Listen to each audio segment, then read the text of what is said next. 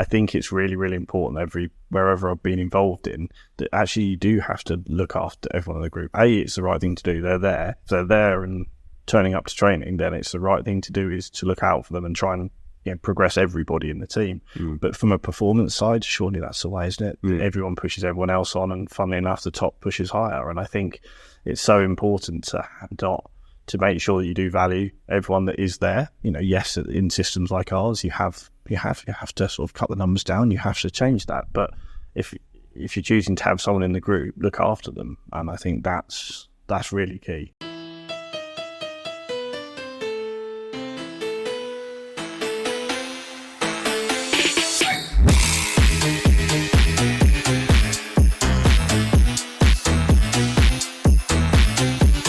Hey, what is up? Welcome to Last Row Counts. Today's guest is none other than the current chief women's coach of Oxford University Boat Club, an all-round nice guy, Allan French. Please welcome to the show. Hi guys, good to see you. Thanks for coming in. Oh yeah, thanks for having us. Back here again. Viewers might recognise. Where are we? Back in the Oxford Uni Boat Club down in Wallingford, which is where we chatted with Ella as well a few weeks ago. It's a nice room. Oh, it's lovely. Yeah. This whole boathouse is awesome. Apart from the flooding, I guess. Yeah, that's last year. It's all okay out there now. Always sunny at Wallingford. Yeah. Wallingford, Philadelphia. Yeah.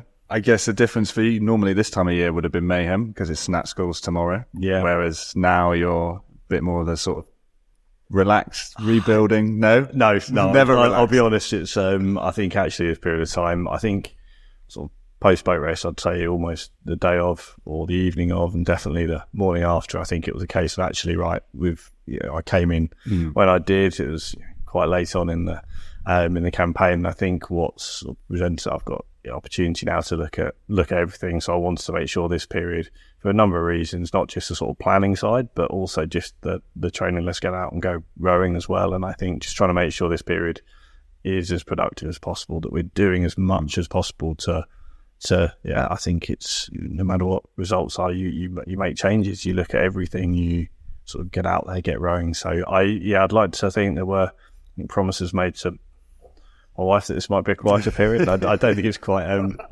materialised, but it's all for the right reasons, I think. Yeah. It's hard to find gaps during such a short season in order to get any advantage over your opponents. So if you can get any sort of like pushes ahead in the summer, that's what you got to do.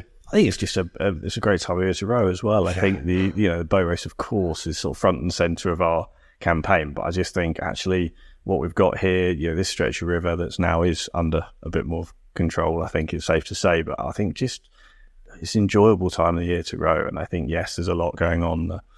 All the athletes, they've got a lot happening. Exams, finals, term is still running, but I do think it's a great time to be out there, learning, developing, having some fun with it, actually sort of making the most of this time of year for a number of reasons. So yeah, it's been a productively busy period of time, which is great. Yeah, busy's good always. Yeah. We'll get more back into that. I'd like to talk about how you first got into rowing as well. I just need to briefly say thanks to everyone who's been giving us buying me a coffee or on Patreon. Yeah, I really appreciate it. It's really nice to see a little bit of money coming in, and hopefully that's going to allow us to speak to more people. So yeah, if you can do it, it's awesome. If you like what we do, chuck us a few quid and we'll try and get some guests as good as this guy on again next time. Absolutely. I mean, it feels just really, really good to get that sort of validation from you and to see that you're enjoying what we're doing. So we'd like to keep going. Awesome. Cool. So let's find out how you got into rowing in the first place. So I think I'd done a bit of rowing, not a lot, but I came in late. I hadn't done a lot as a junior. I grew up in Essex, and funnily enough, this is it's not a hotbed of rowing. So I've done a lot of different sports. From your rugby to your cycling to your triathlon to your football, all those sort of things. I'd sort of had the opportunity to do a bit of rowing, but I think realistically it was going through, I think as a number of people do, it was going through university, and specifically at Brookes. I was one of those, came through Brookes, came through realistically as a novice, not having done a lot before or done next to nothing before. And I think it was that thing of, I think people talk about it a lot, but you find something that's suddenly like, right, okay, this is, you're never going to beat the machines. You can put in a lot of hard work and effort. I sort of grew up in a farm in the middle of nowhere. And I think that's sort of things that you work hard and you sort of, you reap the rewards. And I think with rowing, I think the thing I love about it is it's very honest, isn't it? It's like, it's a case of there isn't any shortcuts. There's no quick fix. I learned pretty quickly, you put the work in, you reap the rewards. If you don't, you're probably going to be 5%, 10%, 50% slower. And I think for me, it was finding this sport and then suddenly thinking, well, actually, you've got this group around you. You've automatically got a bunch of best mates that I think we all know then stay with you. And I think there's people I met at that point and almost that first point of rowing that I still in touch with. Best men at my wedding, people I rowed with and things like that. So, what year did you go to Brookes? So I started there in September 2006. Okay, So I was in that era where obviously just come off the back. Brookes won the Temple in 2006. Yeah. You likes, and I remember sitting in. It was different points. Obviously, like Moss, Adam Mossert, and people like that were around. That was a pretty special thing. Tommy Burton. Yep, Tommy Burton. I've sort of known more since, but definitely, no, everyone knows Tommy Burton. I think he's a great guy, and it was that early. So that was off the back of that what was a really quite significant Temple win, I think, in that 2006, and then sort of going in and being part of the club there, and then like you do everything you can to rise through the ranks. You sort of start off at the realistically where I was, you start off at the bottom, and I think that's the point where Bucks was a big thing, and the sort of novice eights was massive. If you medalled or won at novice eights, then you get to race an intermediate. I remember so I get straight to stories with it, but it was one where we raced novice eights, we run novice eights, and racing intermediate, and suddenly you feel absolutely invincible, and chasing down Brookes is sort of whatever it was at the time, second, third eight, sort of rowing them down. You feel this is a cool thing. This is fantastic. So I think that's how I got into it, and loved it, absolutely loved it. I remember the first session I had in the gym, and that was when Henry had just started. So I was sort of that's Henry's first sort of intake, I guess, at that year, and Henry was running the novice program. So meeting Henry at that point, all went into the gym and said, right, just jump on the erg and just start rowing. Fine, you start rowing it. No one said stop. So there's one of the fellas at the time, Andrew Walker, really good guy. He was sort of helping out running the novices. He was wandering around the room. I just happened to be sort of at the back of the room in the corner, ergs all over like he is. I remember him coming over, and I thought, well, don't stop. You'd hear all these things. You don't ever stop on the ergo. And he came over. I'd been on there for about an hour and 20 minutes. And he sort of looked at the screen. Sorry, you can stop now. You stop, jump off. And it was one of those. So I thought, this is, you can just jump on machines, work hard, train hard. And it's good. Yeah, that's great. It's a good environment. He's done a great job, obviously. And and now having been there for that long, you can see like how it's worked. But even back then, like Steve Williams was in the team, ex-Brookes boy. Yep. Alex was there, a few others as well. Like that was kind of, because I was in Leander in 07 or 08 winter, so like I remember racing some of those Brookes crews. So like Alex Gasper. That's it. Yeah, Gasper knew very well. Yeah, was like Carl Hudsmith there. Yep. Scott Durant. I rode with Scott. Quite through that period of time, racing at Henley, and some good guys. As a lot are in the rowing world that you sort of see, and you don't necessarily stay in touch with day to day, but you always know you bump into them, and there's always the various stories. But exactly, characters like Carl and Scott. Those guys went on and did some amazing stuff. Carl did like 4 boat races or something. Obviously Scott's got an Olympic medal from Rio. So that's amazing. I was going to say, like, coming into the sport quite late, how did you find the learning curve that you had to overcome to just jump straight into the Brookes program? Yeah, I think I did do a bit of, before starting, I think I spoke to, it would have been Richard, who was Spratley at the time. I phoned him up, but it was a few months before, the summer before, and being like, right, what can I do? What's the sort of, what can I do to at least sort of start preparing me for something? I didn't really have access to a boat, didn't really have access to actually go rowing at that time. But he said, well, one of the sessions we do is 4x40 in the gym, on your, also what was it at the time, it was your squats, your power cleans, and your bench pull. And I thought, right, well, I can fix something up, or you make something, and you do 4x40s, and it was followed by, I think at the time it was sort of the three bridges run around Oxford, the 10k run that was about 8.5k. Where's that? So it's the loop you go around. So you come down from Brookes, down onto across Divinity Road, onto Iffley Road. over the first bridge by Oxford City, back along Abingdon Road, up the high street, up the hill to finish. So it was a classic at the time. So there'll be a few people back up Headington Hill to finish. Back up Headington Hill. That was a sprint. You'd always be on someone's heels, or someone would be there, and that was a sprint up Headington Hill, over the bridge and back into the gym, and then start your 4x40s straight after that. I need to try that route. Yeah, it's good. It's a classic. Some of the rowers I think that will have done it weren't runners. I think that's fair to say. So I think the long drag down Abingdon Road, with people that were probably not best suited to running, was always. Who were we talking to? Who was it who said that they went off like a bat of how on this first run? Ben Welburn. Yes. Then Rhea. Yeah. Did you? I know Ben. Yeah, I think it's when I was coaching there. Went off like a bat of how suddenly realised he was with the fastest kids. Yeah. There's no one else around. Had no idea where he was going to go, so had no option but just to try and keep up. It was always the first day back after the break. It was always two loops of that run. So it was about 16, 17k, and I tell you, there was some people puffing a little bit after that, but it was, I don't know, it's all very different now. Of course, it changed a lot during my time there, and definitely during my time there coaching, but you do look back, and I think it was the old, the sort of fixed weights, and they were all sprayed different colours. A gold bar, that was 40 kilos. You had the red bar was 20, and that was it. 4x40s was 40 kilos. I think there were times we went to 5x50s and 6x60s if it was a big period of time, but it was simple. It was something which I think we all at the time trained hard, and I think that's something which is quite infectious, isn't it? I think being in that and learning from the simplicity of what we're doing there. Yes, you're going for a 8 or 9k run, but it's competitive straight away. You're set off in sort of reverse speed order, and you're there to hunt down the hare, as they were sometimes known, and that's it. And I think one of the lightweights. it was you never knew, but it was always having that sense of sort of competitiveness. I think is something that I immediately sort of from a point of view of rowing there and being an athlete, I thought, well, this is, you can see how this works, and yes, there's all the technicalities to the sport and everything you do, but I think when you strip it back to that hard-working sort of core of what we do, I just think that's fond memories I look back on. And I think it was something which was, as I say, very early on when Spratley had very clearly done an incredible job through, but see Henry joining at that point, I think you can see. And at the time there, we also had Peter Haining was coaching there at the time. So Peter coached me when it was realistically quite new to the sport, and you sort of got your eyes open to Peter. And I see Peter around quite a lot now, and you speak to him, and it's always a very good.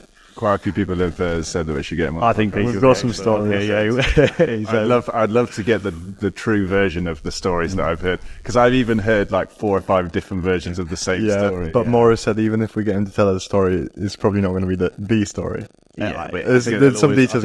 Never let the truth get in the way of a good story. I think there'll always be another layer to the story. I think. Yeah. No, he was a good guy. So at the time at the club, there was Richard Spratley had been there, and on this incredible thing. Henry that had just come in, sort of running at the time, then the lowest group, Peter there, and that was some of the old guys at that point were leaving or into the national team, as you mentioned, and then you've got sort of youngsters coming through, and as you come in as someone not yet new to the sport, new to the setup, you sort of, your eyes are fairly open to what's happening, but it doesn't change that much. Yeah.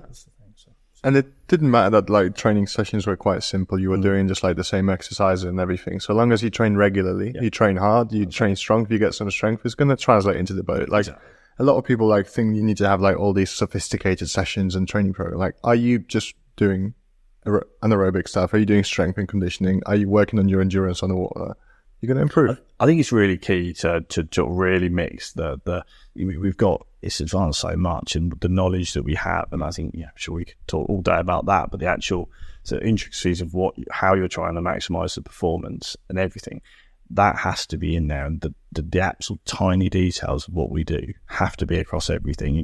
The programming I do, the way we look at it, the way that we sort of periodize, the way we do that element is so important, but you have to have running through it this whole thing of the simplicity of going out and working hard and just training. I think that's the thing. How can you get the most out of the training you're doing, and how can you ultimately sort of make it as efficient as possible? As the science has to be there, the detail has to be there, but I do think that you come back to the Brookes run and the 4x40s, and there's something there's something raw about that. You've still got to do the hard work. You do. And the hard work pays off. And I mean, I always say in rowing, there's so many ways to measure us. There probably are other ways in other sports, but I think like you can constantly, you're timing your run, you're recording how much weight you're lifting, you're getting a different, you're getting splits on the ergo. There's just all these little measurable ways that really like. But surely it's something really simple as well. You think about that run as something which is a very simple way, but when you set off the fastest first and the slowest last, it's pretty disengaging for the entire thing, isn't it? Actually, you've got this thing where the fastest guy, he's out the front and he's done and he's away without having to really push himself.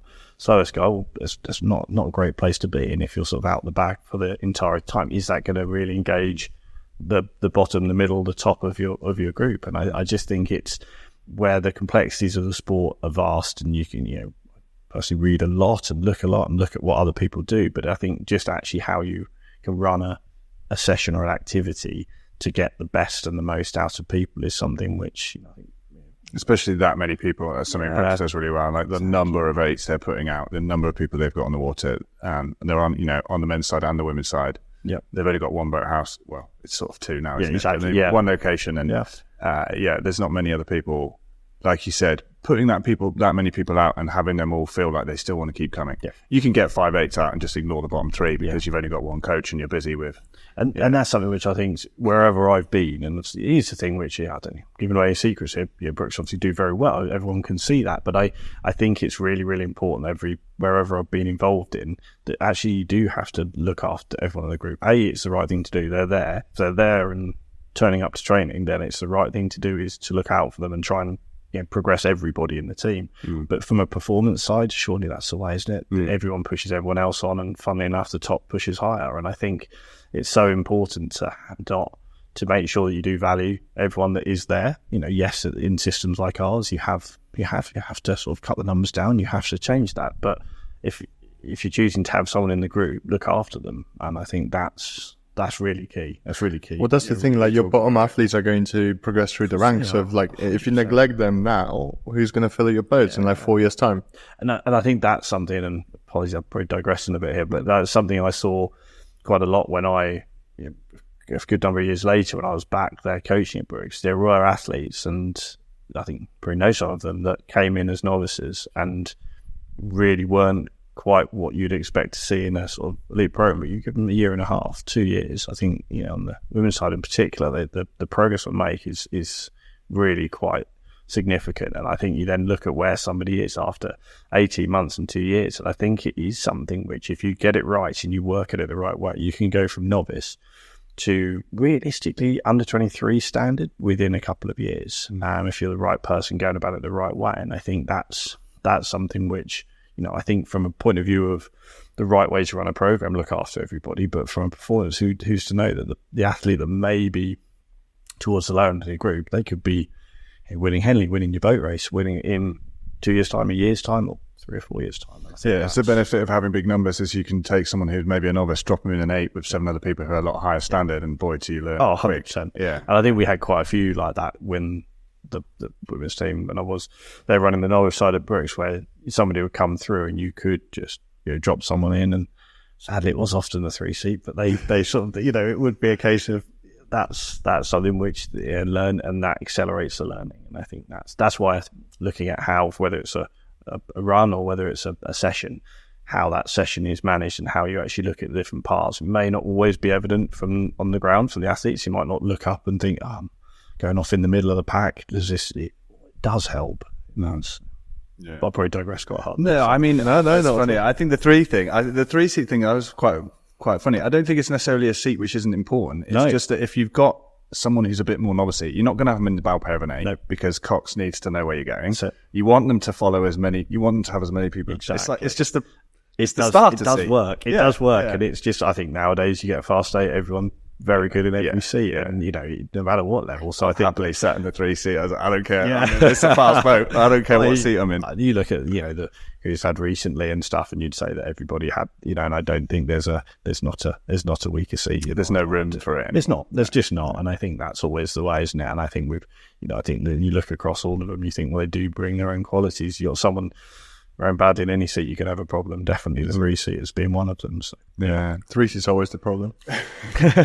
So then in terms of your own rowing at Brookes, Yeah. were you there sort of 3 or 4 years, was it? Yeah, so I rowed there through as a student. I was only there for a couple of years, as is often customary nowadays. I then stayed on and sort of rowed for another year, sort of almost full time. It's always that thing of I came in late, so under 23s had passed me by. I did pushed for the sort of at the time. I did trials. I think I remember over the summer I'd back in Essex again, sort of working on the family farm, and there was Sudbury Rowing Club, which was about a 45-minute drive away. So I thought I hated sculling. I really did. There was at the odd time there was a little bit of value in it if it was a nice morning and you're out there. You think, but I like the sweet rowing.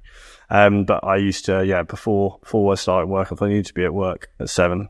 On the farm it always started early, so I needed to leave at sort of 3-4 in the morning, drive over to Sudbury Rowing Club, take out they gave me a key to the boathouse, took out an old burger shell, single, knackered old thing, but it was perfect stability for me. And then just went up and down this short stretch of river at Sudbury Rowing Club, and used to do that until I ran out of time. Put a single back, jump in the car, eat on the way home, and go to work. And so then that was, at the time then, trials was, as it is still now, in Boston, but it was all the everybody, whether you're a sweeper or a sculler, used to go down the track in a single. I used to remember at Brookes, it was a week before trials, you'd sort of be spread out across the air and find single sculls to row in, borrow, beg, steal, and then we used to go up to trials. So I was in that bracket where I was probably never going to be quite there. I'm 6'1", 6'2". I'm at the time just not quite tall enough. So I feel that my rowing, I rowed there for 4 years. Then started mixing it with a job as well, which is obviously another challenge, but it was definitely worth it. Got to the point sort of rowing in the Brookes at the time, sort of the upper end of the squad, the first 8 for one of the Henleys. That's what running late with Scott Durant and people like that was fantastic.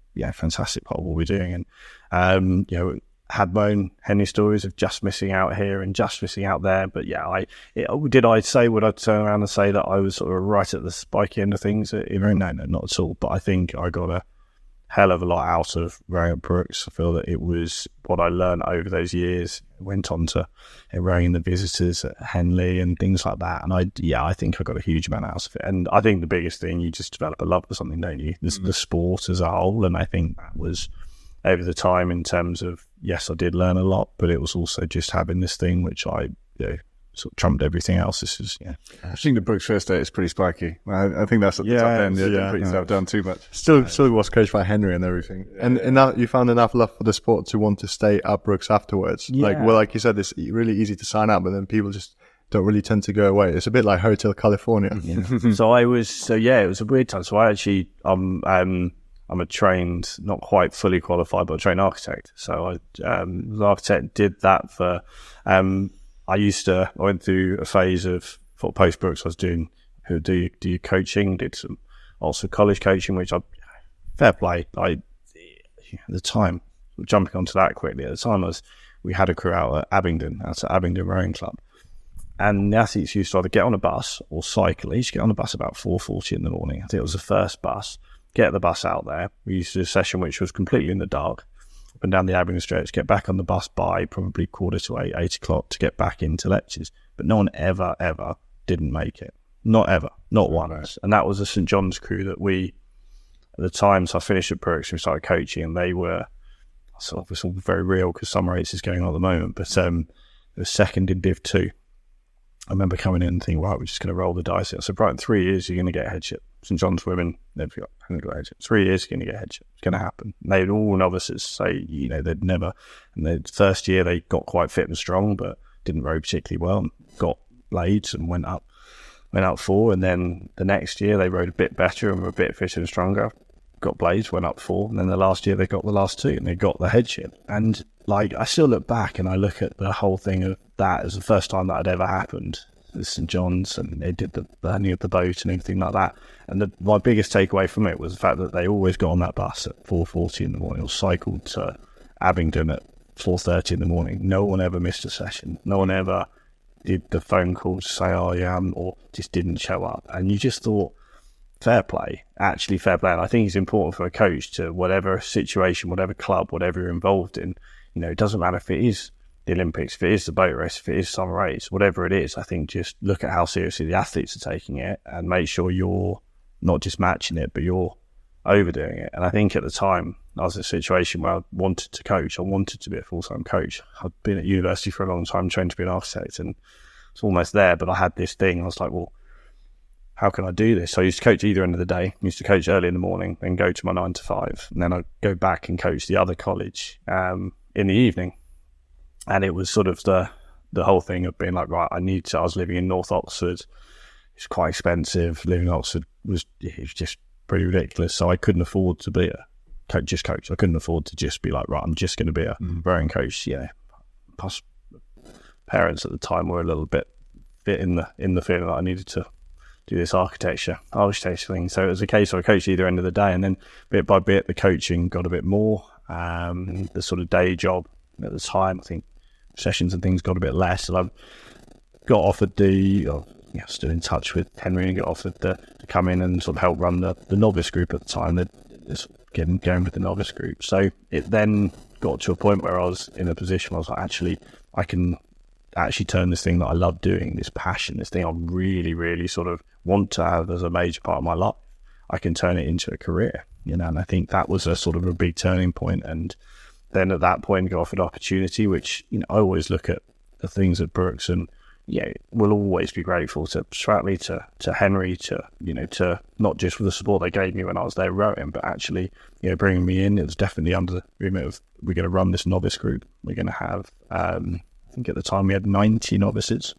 Wow. And it was, we boated them out of Oriel College on the ISIS because we couldn't get them to wanting the minibus thing, and you got 90 athletes. We used to start on a Wednesday morning, and you'd start with the first crew, go rowing as soon as the college just finishes about 8:30.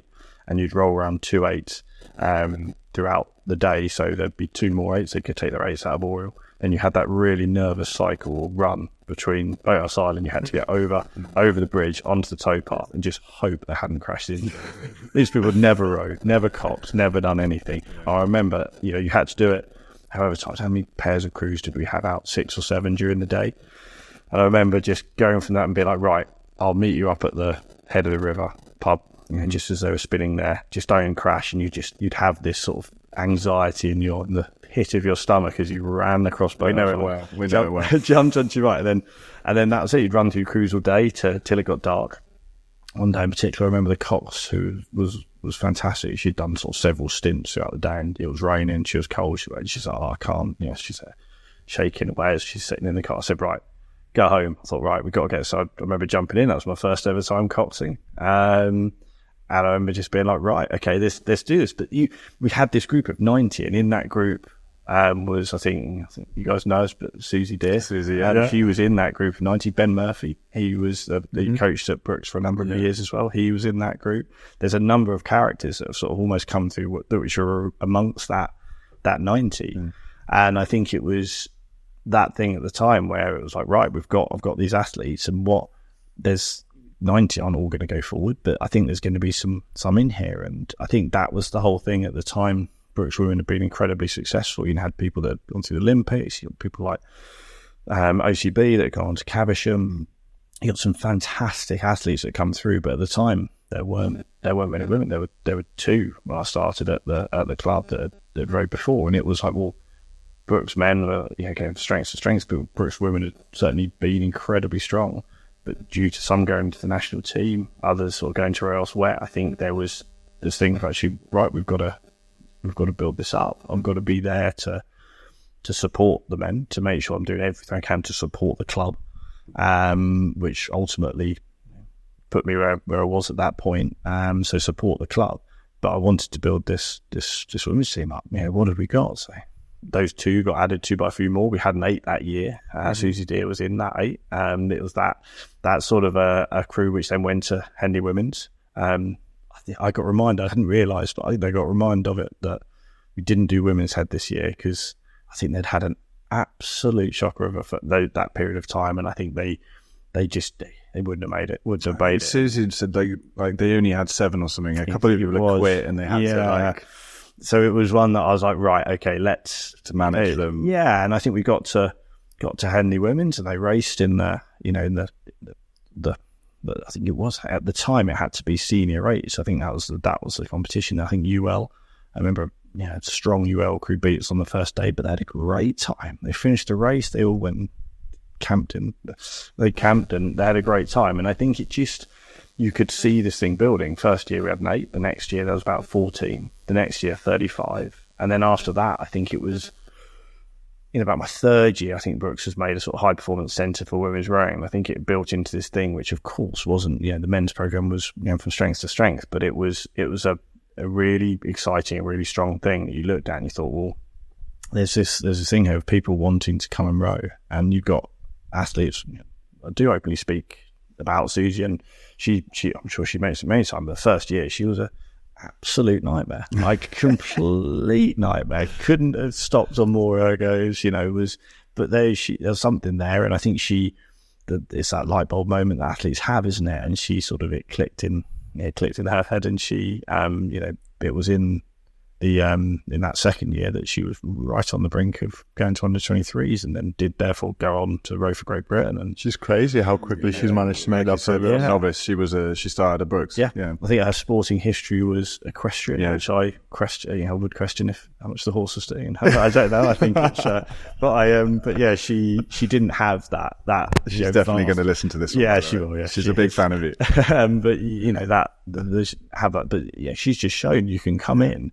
And she was points of seconds away for racing for Great Britain after not that long rowing, 18 months to max 2 years, and then obviously went on Henley a couple of times, won at World Cups, and I think coming back to the whole thing of what we're trying to do there, it's taking anybody of any level and trying to allow them to achieve their potential. What can they achieve? Some might be a better standard when they come in, but if they're not quite willing to put the work in, but they won't achieve quite what someone else can that is of a lower standard that wants to work hard. And that's where we come back to this simplicity of the sport that I feel so passionate about, is the fact that strip it all back, strip all the technicalities back that are required.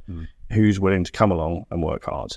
And I think that's a fundamental which I think we all have to sort of get into. I agree. I think it's telemetry can be great, and feedback and video and all these can be great, but you can have all of those things and you'll never win without hard work. Exactly. Whereas with hard work and nothing else, you can still achieve something. Yeah. That's kind of what Redgrave said. Like, we weren't the best rowing guys, but we were big and strong. And if you're big and strong, you're going to win quite a few races. Exactly. I was going to ask, so when you said that you had 2 women just in the program at Brookes, and then you were tasked with this mission of building the women's program, like, where do you start? Yeah, I think it's getting people that, like, you've got to, one of the other things I talk about a lot and talk to the group about, it often sounds like it's words, but I feel very serious. You've got to enjoy what you do. You have to enjoy it. You have to sort of we're here sort of trying to support young athletes, old athletes, whatever they are, people that might have been in the sport a week or 10 years. But what we've got to do is got to look and think, well, how can we make this process as productive and enjoyable as possible? And I think when you're faced with people that have never done it before, if you make it too dull, too boring, then why are they going to come back? It's actually got to be the competitive side of it. I think it does definitely help, and it will bring out the best of people that might then go on to succeed in the sport. But I think it's about us setting an environment of which people want to turn up and have fun. It is the groups that form, it is the friendships. So when the Brookes guys, we always knew they were doing it when they snuck out for a night out. You want that to happen. Sneak out, go and have that night out. We'll all know the next day. They can't hide it. And I think it's those things, if you want to build up this thing, actually they want to all come in, be together, train together, enjoy it. And I think that was where it sort of started with that. And Henry's always spoken very much about that in terms of, yes, the Brookes athletes always train hard, but they do enjoy doing it. And I think it's a case of, I think when I'm first sort of tasked with, well, can we build the women's squad from this? Can we take what is a fantastic legacy set by a number of Brookes women beforehand, that yes, the circumstance was a bit lower, well, let's rebuild it, but let's have some fun with it. And I think that then snowballs, doesn't it? I think if you've got a group of people quite enjoying it, people look in and think, well, that looks quite cool, they'll be part of that. And then that does grow. So you only need a couple that really into it, and they can bring the others in. 100%. I think as well, like, it's really, because a lot of coaches may have experienced professional level, whether being that like for the senior team or the under 23 or junior team, or like rowing for a club like Leander or Molesey, what they then do when they go and coach somewhere else is they try and take all that professional stuff with him. And I think sometimes it gets lost on the fact that you want to take the best bits from that, but you have to remember that they're not professionals. They're students. They are going to, you know, if you say we're not going out all term, they're not going to listen. No, exactly. Exactly. And I think that's where you just can't make the thing too stuffy, too stiff, you know. And I think, like you said earlier, I've said in terms of if you've got all these extra bits, but they need to be added on to the top. These need to be completely layered. It needs to be a layered up approach, but unless you've got the core of enjoying what you're doing, working hard, the bits you're layering on top are absolutely worth it. They really are. They're too little too late. And I think the biggest thing that I find is when we're in that period of time, for me, it was really enjoyable. You know, you've got this. I remember being down here with people that they couldn't row. So they can't. They've just jumped in. Why should they be able to? They've just jumped in a boat and going up and down the Isis in the rain, in the dark, coxing it. Well, they're not polished athletes, and they won't. But they, in many ways, they're having quite a bit of fun with it. And I think that's the thing. Which at that point, being tasked by that is simple. Get a group of people wanting to go rowing. Then you start talking about performance. Don't suddenly say they're going to win the World Championships in 2 years before they've taken a stroke. I think it's a dangerous one. I think people need to first of all learn to do this, and then they move on and do the next step, and it feels like they're achieving. If you suddenly set these potentially unattainable targets very early, people get pretty bored pretty quickly, because it's, you know, I think having spoken to a lot of athletes and talk about the difficult points in their career, generally will when the fun starts to leave, then it starts to really drag. Like if you're not enjoying, there's a limit to how long you can do it for a bit. And especially if you want to get to the top, you know, you're going to have to grind through the winter, and it's not going to be nice every day. But if there's no enjoyment, it just starts grating at you. And don't get me wrong, like you're not going to come to a start of the season, and whether it's a boat race campaign, whether it's at Brookes, whether it's novice rowing, you can't be naive enough to think someone's going to enjoy every moment of it. And you are going to have, you know, this winter in particular will drive that home, that it is hard. It's a hard sport. But I think where there's not enjoyment, there's got to be satisfaction from being like, right, I still do it as a coach, and this weather's really bad. You come in and you think, actually, come on, that's right, isn't it? You know, actually it's fine, because you're achieving something. So I think there's that whole thing of being able to enjoy what you do, but feel like you're making progress, feel like you're building something. And I think that's really infectious, because there's a whole thing there. And I remember coming back to that novice, of course they start challenging each other. Of course they start trying to beat each other. They try and move on, and there's something which they go away tired at the end of the session, potentially a bit wet, potentially a bit cold. But, you know, when you dry off and when you sort of think, oh, come on, let's go back and do it more. And that's that rowing thing, isn't it? That's that thing of once you come home, once you dry off, you think you're looking at your hands, everything's a bit blistered, you're a bit tired, you've missed out on something that your other uni mates in your halls are doing, but you think this is better than that. Yeah. And, you know, that's the bit which I think is infectious. And that's where building up a group of novices with some real characters in from all backgrounds, no sport, some sport, when that all pulls together, I think that's something which is really quite special. And, you know, I remember as athletes in their boats, some didn't do a huge amount more rowing, some went on to some really special things. And I think that's how it built at the time with that group, is people looked in and thought, oh, that looks fun. And we found athletes that were coming back into it that were suddenly, so the standard athlete goes up, suddenly this is a thing to be part of, right? There's more people coming in, so people wanting to be part of what's going on. Yeah. And as Brookes has, you know, very perfectly demonstrated, as some club rowing, you know, people will want to go where something's happening, and I think that's definitely seen. I think that's more common than people think. I've definitely seen and heard at different clubs setups where maybe there's someone who isn't as fun, or as a coach who's taking a bit too much seriously. There are people on the outside sitting and waiting, being like, I would like to go back, but maybe not. Yeah. And then you'll see, you know, Thames gets a new one, or someone, or London gets, and then all of a sudden you can start to see the involvement. And I do think there's an element of, you know, the thing that I will always do, because the athletes are taking it very seriously. I will always take this job. This is the thing that I'll take it as serious as I possibly can. I'll try and work harder than the athletes. But as serious as it is, let's make sure that it's an enjoyable process. I think that's a balancing act. You know, if you go into it as just all fun and games, you're going to get caught out. If you go into it trying to be sort of really, really serious, and right, this year we're going to do things even better than ever before, and it's all going to be, but you suck that life out of it, I think you'll slow down. And I think it's that balance, which I think I'll never turn around and say in any way got it perfect at all, but I'll always strive to make sure that we're, the interactions we have and the respect we have for the athletes and how that works as a team. Well, let's continue to push each other on. Let's continue to work very hard, but let's try and get the satisfaction and enjoyment out of that, and whether it's at Brookes or through. Isn't it so rewarding as a coach when you just notice your novices like catch the bug for the sport, and they suddenly they're asking how many more sessions can I do? Exactly. Can I sign up to everything? Like, that's one of the most satisfying things. Yeah, it's a nice chance to have. What can we do? Let's do more. And I think that's what you want to hear, isn't it? And you think, well, that the more strokes they take, the better they're probably going to get. That's such a simple thing. If you can take more strokes, you're probably going to improve if it's done the right way.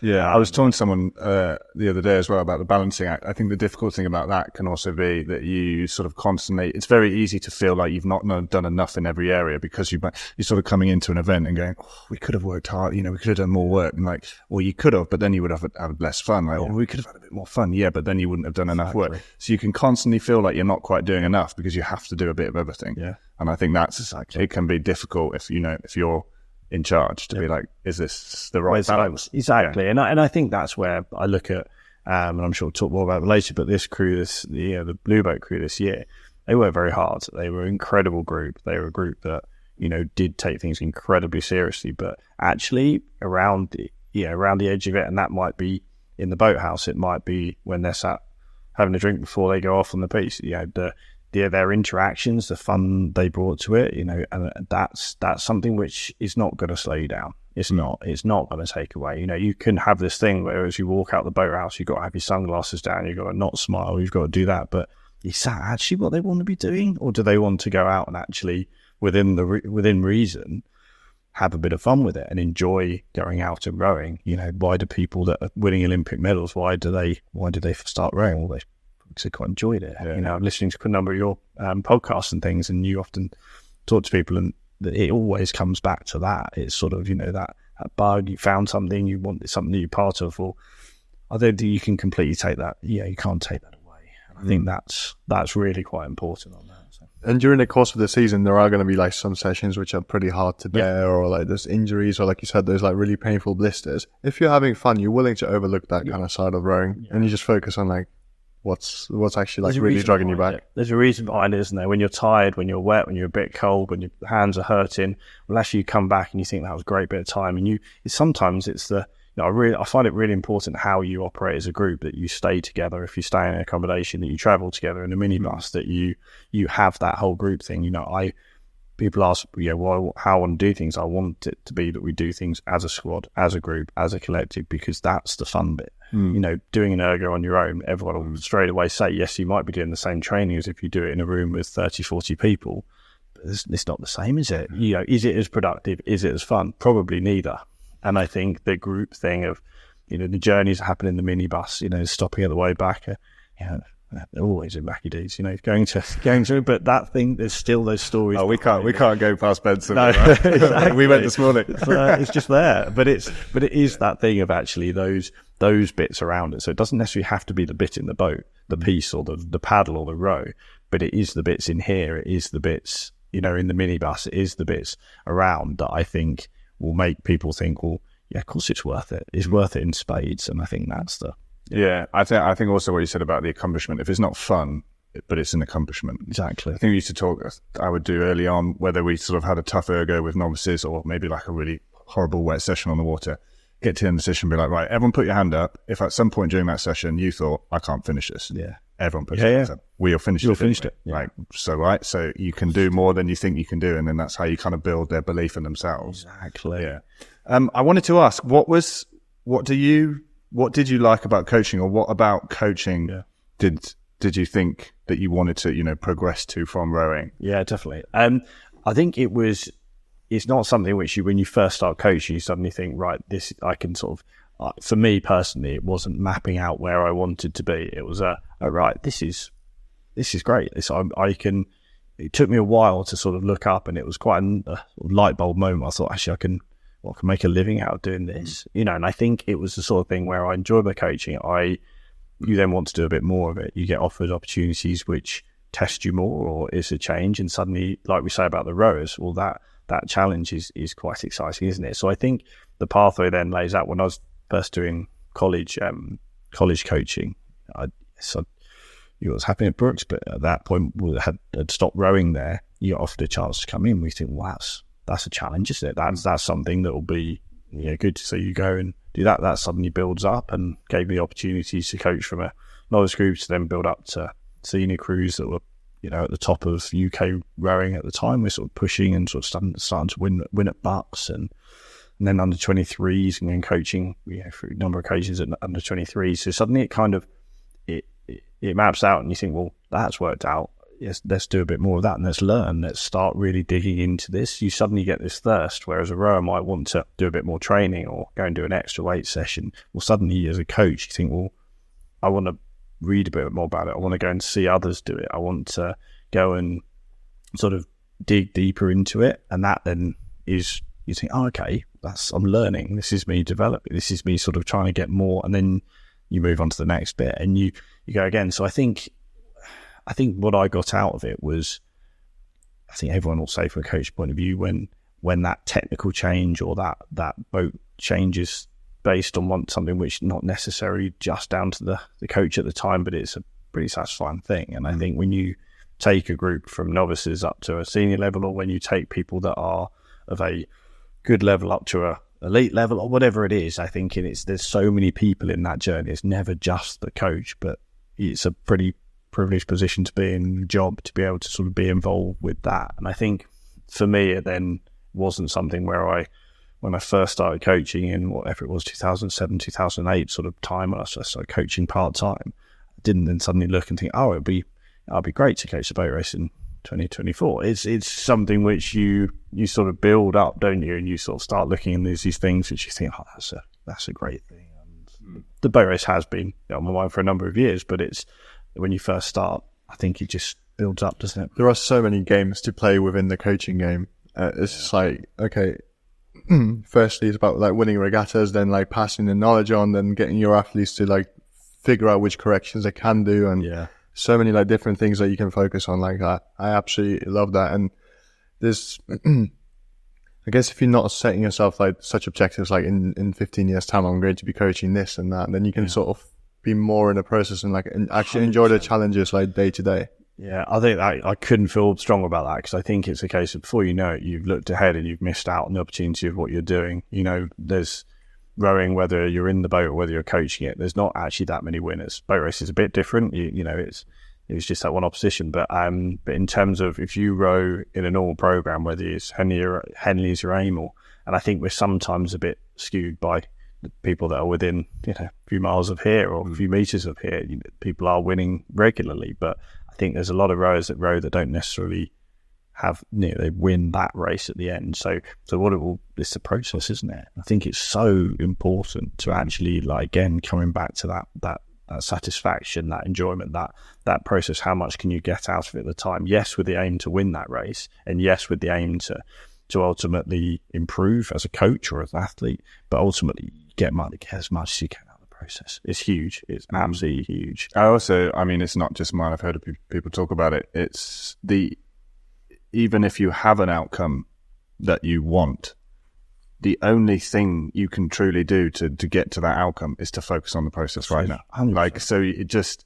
You can look forward and think, well, what can I do best to achieve this? Well, I can do my best today, and tomorrow, and the next day, and this session. So I think a good example of that is people that are in a club program but want to trials for Great Britain. If you just think about that trials process, and that's the only thing you're going to focus on, you'll probably miss all the hard work. I think that's something that Brookes was done very well, and I think definitely other programs, but at Brookes you go in there to win the Temple, don't you, or win Henley. A lot of people arrive at Brookes being like, I want to win Henley. Along the way, the process that leads to is hard training. It's doing that, and actually as a result of that, people get the opportunity to go to GB trials, and a number then go on to represent Great Britain. I think that's what you see. Part of the boat race, we're training towards the boat race, but from that you get stronger and you're in a position to actually trial and do very well at Great Britain trials. It's those sort of things. But if you just think about that one thing, if you just think about that one end goal, you will miss the chance to do the steps that will get you to that goal. And I think that's the crucial bit. It's an absolutely crucial bit. So. I wanted to ask, I think it's quite a quick time. Obviously, you said you've done a bit of college coaching stuff outside, but from turning up at Brookes and having like no squad to then building a squad, becoming a high performance center, taking crews to the under-23 Worlds. I think you won Bucks, you won USA as well. Like those kind of, going to international competitions, coaching at that level.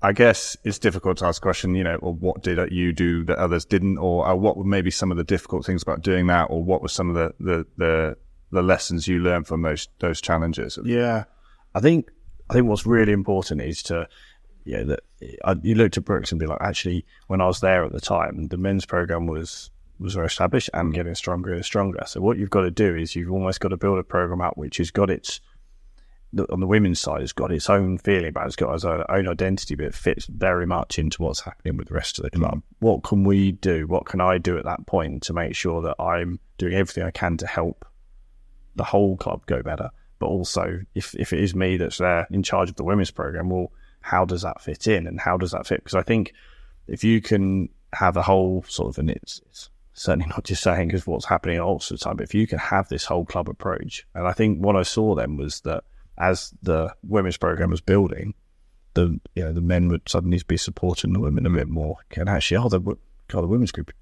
they're developing and growing, and suddenly they've just won that race. All of a sudden, you've got the women supporting the men supporting the women. That's a pretty powerful thing. You've got this approach where I think it's really important to have this thing. So was it something revolutionary that we were doing at the time? Well, no, I think we had a good group, and I think that group gained momentum and built up, and that took time. We certainly didn't go from year one to then winning Bucks in year two, but over time that built up. More people want to become part of it. That gets stronger. You've got this club approach where suddenly, I remember the men, we used to do our pieces and we used to do percentages on the pieces. Well, when we were first running with the women's squad, we were, whatever it was, 4 or 5% behind. Well, come on, next year we need to be 2 or 3% behind. They're always going to keep going faster and probably developing. Well, we need to keep developing almost a faster rate. How can we push that program on so we're in a position to do those sort of things? And I think it was, at the time it was very much about trying to make sure this whole club approach is a good thing to be part of, and it develops momentum. And I think it then people will suddenly start achieving, like if you're on a 2K, if you're suddenly saying someone's got to go from a 7:30 to a 6:50, that's too much to get your head around. You can't, it's a dangerous game to think that. Whereas if you can actually start getting people understanding that, well, no, it's getting the stepping stones in the right place, right? First of all, you're going to hit a 7:15. Right, that feels good. That's doable. I can do that. I want to push for the 7:15. Okay, right, I've got my 7:15.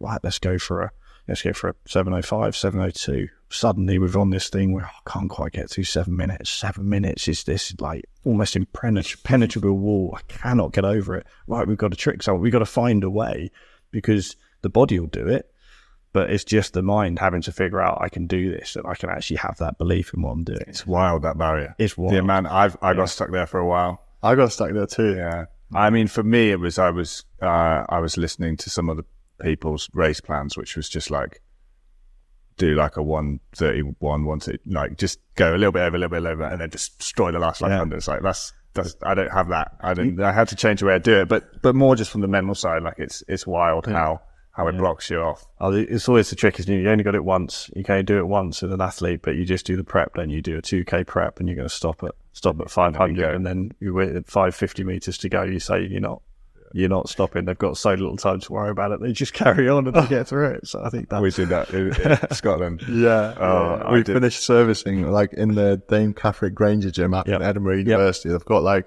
great, it's huge, isn't it? Massive, like 50 ergos in that room or something like this. And we just finished like the last ergo doing the final test as we normally do. We've spent the whole of the last day just, what do you think you could get? What do you think you could get? You knew what it was leading to. Yeah. And then Tom's like wearing his safety boots, like work shorts with like some still spatters, etc. He's like, I just want to like see like how quickly after you start, you're on pace. I'm like, probably 200 in. He's like, all right, I'll do a K, but I'm going to set up to 2,000 meters. I wanted to see the numbers. You got to see the numbers. And then Tom gets to like a K. He's looking pretty strong. And I just say to him like, no one stops at the gate. No, It's like, you're not going to stop now, are you? It's like, now we're in. No, exactly. And I think that's the thing, though, isn't it? You've got these. You can't just throw aims out there that say, well, this is what you need to do in 2 years' time or 3 years' time. You've got to be on a 650. You've got to stepping stone it. You've got to make sure that it's going at the right pace. Otherwise, no one psychologically can get their head around the fact that they can do this. Why should they? They've never been there. Yeah. The numbers you see when you start progressing in the sport are ones you've never seen.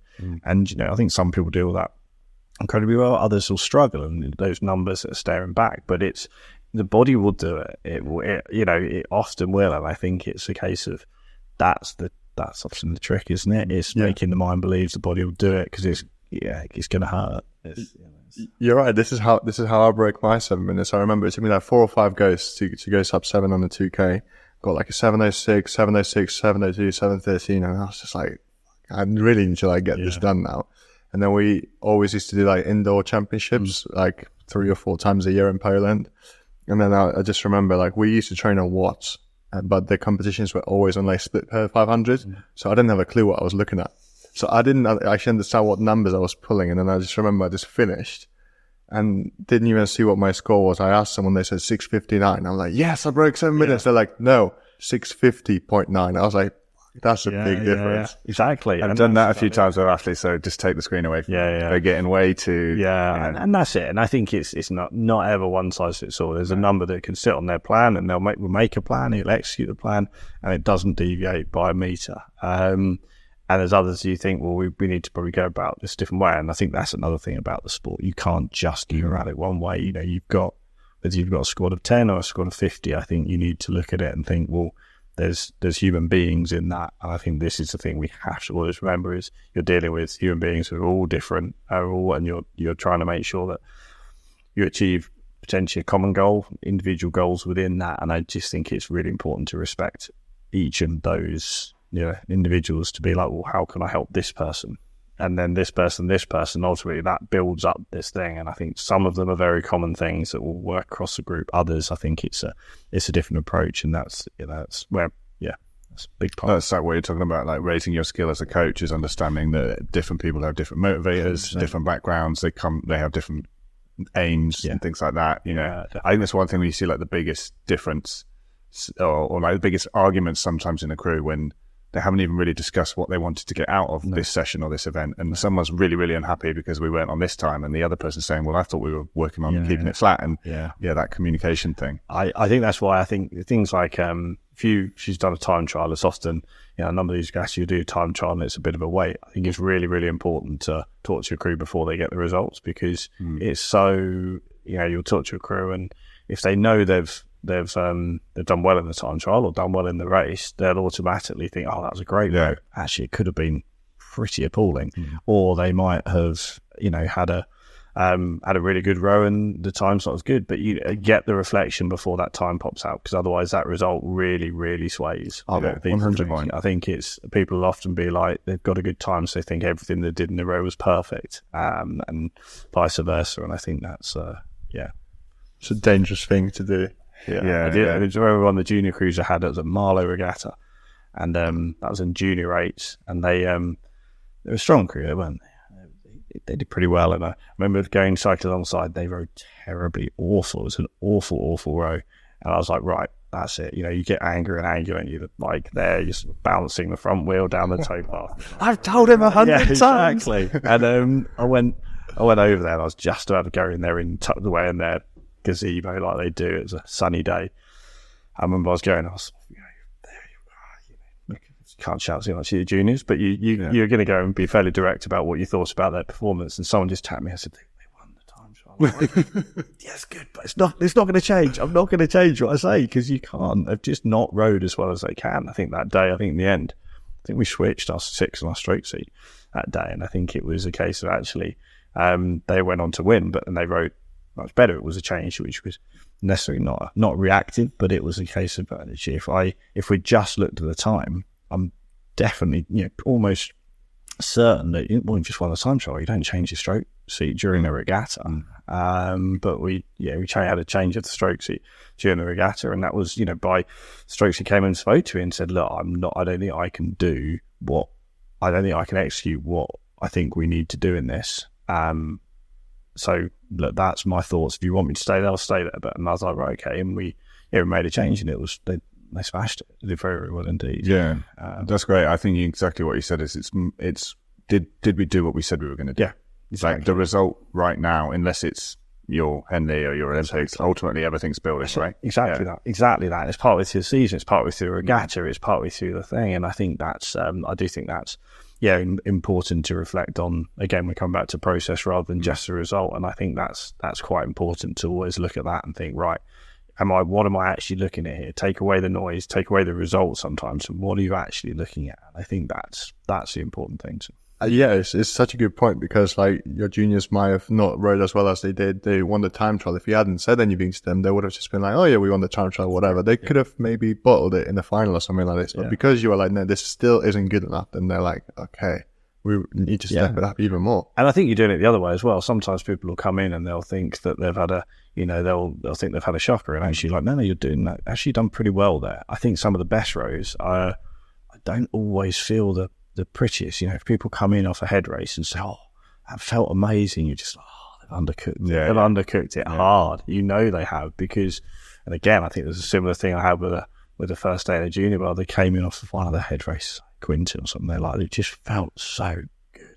And I was like, oh, no, we are. And you go back to the telemetry and you go back and you're like, they have they've made that feel too nice. And then you get the ones where they come in and say, oh, it just felt a bit, it felt fast, but it felt a bit rough, and you're like, perfect, absolutely perfect. You can't speak, let alone tell me that it was a great row. It's like that's where we're at. I've had the same. Like you finishing, oh my god, like that was just a struggle, and I was about to blow the whole time. Like that's pretty fast. Exactly. And I think and I had a conversation with a crew out with a couple of mornings ago, and say, look, sometimes you can just be a bit too careful. You have to be careful. You have to make sure that you're executing what you're trying to do right. But if you forget to put the power in, how many times would we see a crew, I think you spoke about it earlier on with Redgrave, whereby it doesn't look pretty, but a crew that's trying hard, that's strong, that's working hard, will probably beat a crew that's rowing perfectly without that every single time, whereas you switch it on its head. But what are we striving for? We're striving for both, aren't we? Rowing is not ski jumping. There's no points for style. No, exactly. But you've got to get a balance. You can't just smash it down the track. But you do need to make sure that you that's the trick, isn't it? That perfect balance of your engine and how high a percentage of that engine you're going to use. I sort of talk about that with the athletes a lot, in terms of if you've got your physiological pot, your engine. The trick with rowing well is, well, what percentage of that you're using. If you're rowing poorly, you might be using 50%. If you're rowing brilliantly, you might be using 95% of it. And I think it's then governed by, if everyone's on 95%, well, how big's your engine?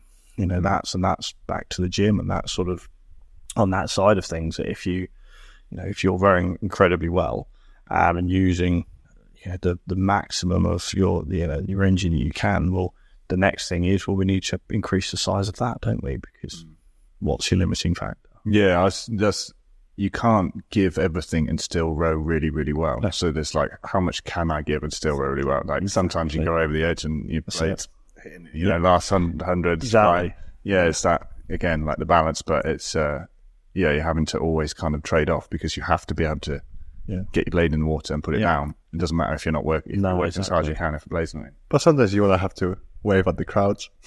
Coming faster and closer. I've had my fair share.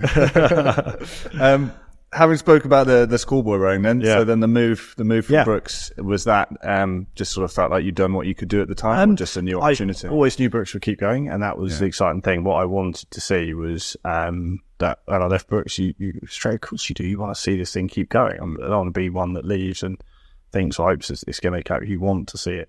I think I loved my time at Brookes. I really did. I speak about it quite a lot, because it's where you start on a road, and you always have that. I desperately want to see Brookes do incredibly well, apart from when we're racing them. So it was a time where I'd been there a number of years, sort of 6 and a half odd years, and it was a case of, I felt I wanted to go and I suppose just in some way sort of test myself. Of course I was doing that at Brookes every single day, but I felt like I wanted to sort of go in and be able to sort of look at just at another program and sort of get a head around running an entire program. You know, something which I wanted this to be this is my career, this is my life now, and it will be for the rest of my life. And it's a case of coming in. I wanted to, but I think quite a number of people were like, "Oh, you do Nathan Brookes to go on to, you know, Bread and Blue Coat, great place, great school, good brand program," but it's a very different thing. And it's a case of actually, you know, someone came up to me in a regatta once, and I was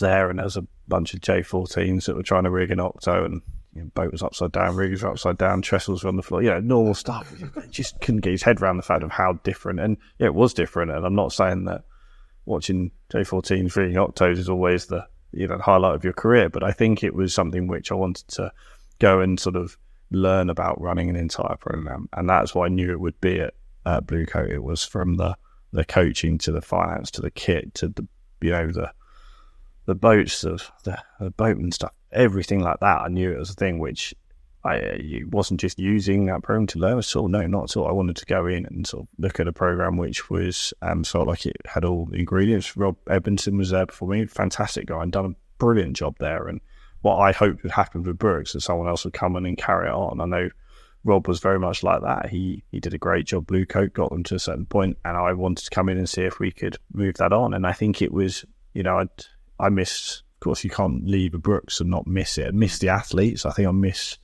the senior women's side of things and working with them. You can't not, I don't think. There's some incredible athletes, great place to be at, but it was a different challenge. And yeah, I sort of think it was it's never an easy move, but at the time it felt like the right thing to do You jump when it feels scary, not when you think you're ready. Yeah, that's the right time to jump. Yeah, exactly. And I sort of, you know, I'll always look back and speak very fondly of all the support I had from Richard and from Henry and that. And you know, there was never we certainly left on very good terms, and it was never that sort of a move. It was a move where actually I think I thought the women's program felt like it was in a good place, and one that I think at the time as well, I sort of looked on and I fought very hard back then there wasn't the student women's event at Henley at that point. You know, every year we race at Henley Women's, which is great, but our big aim will qualify for the Remenham. That was it. You know, 1 of 8, and we did qualify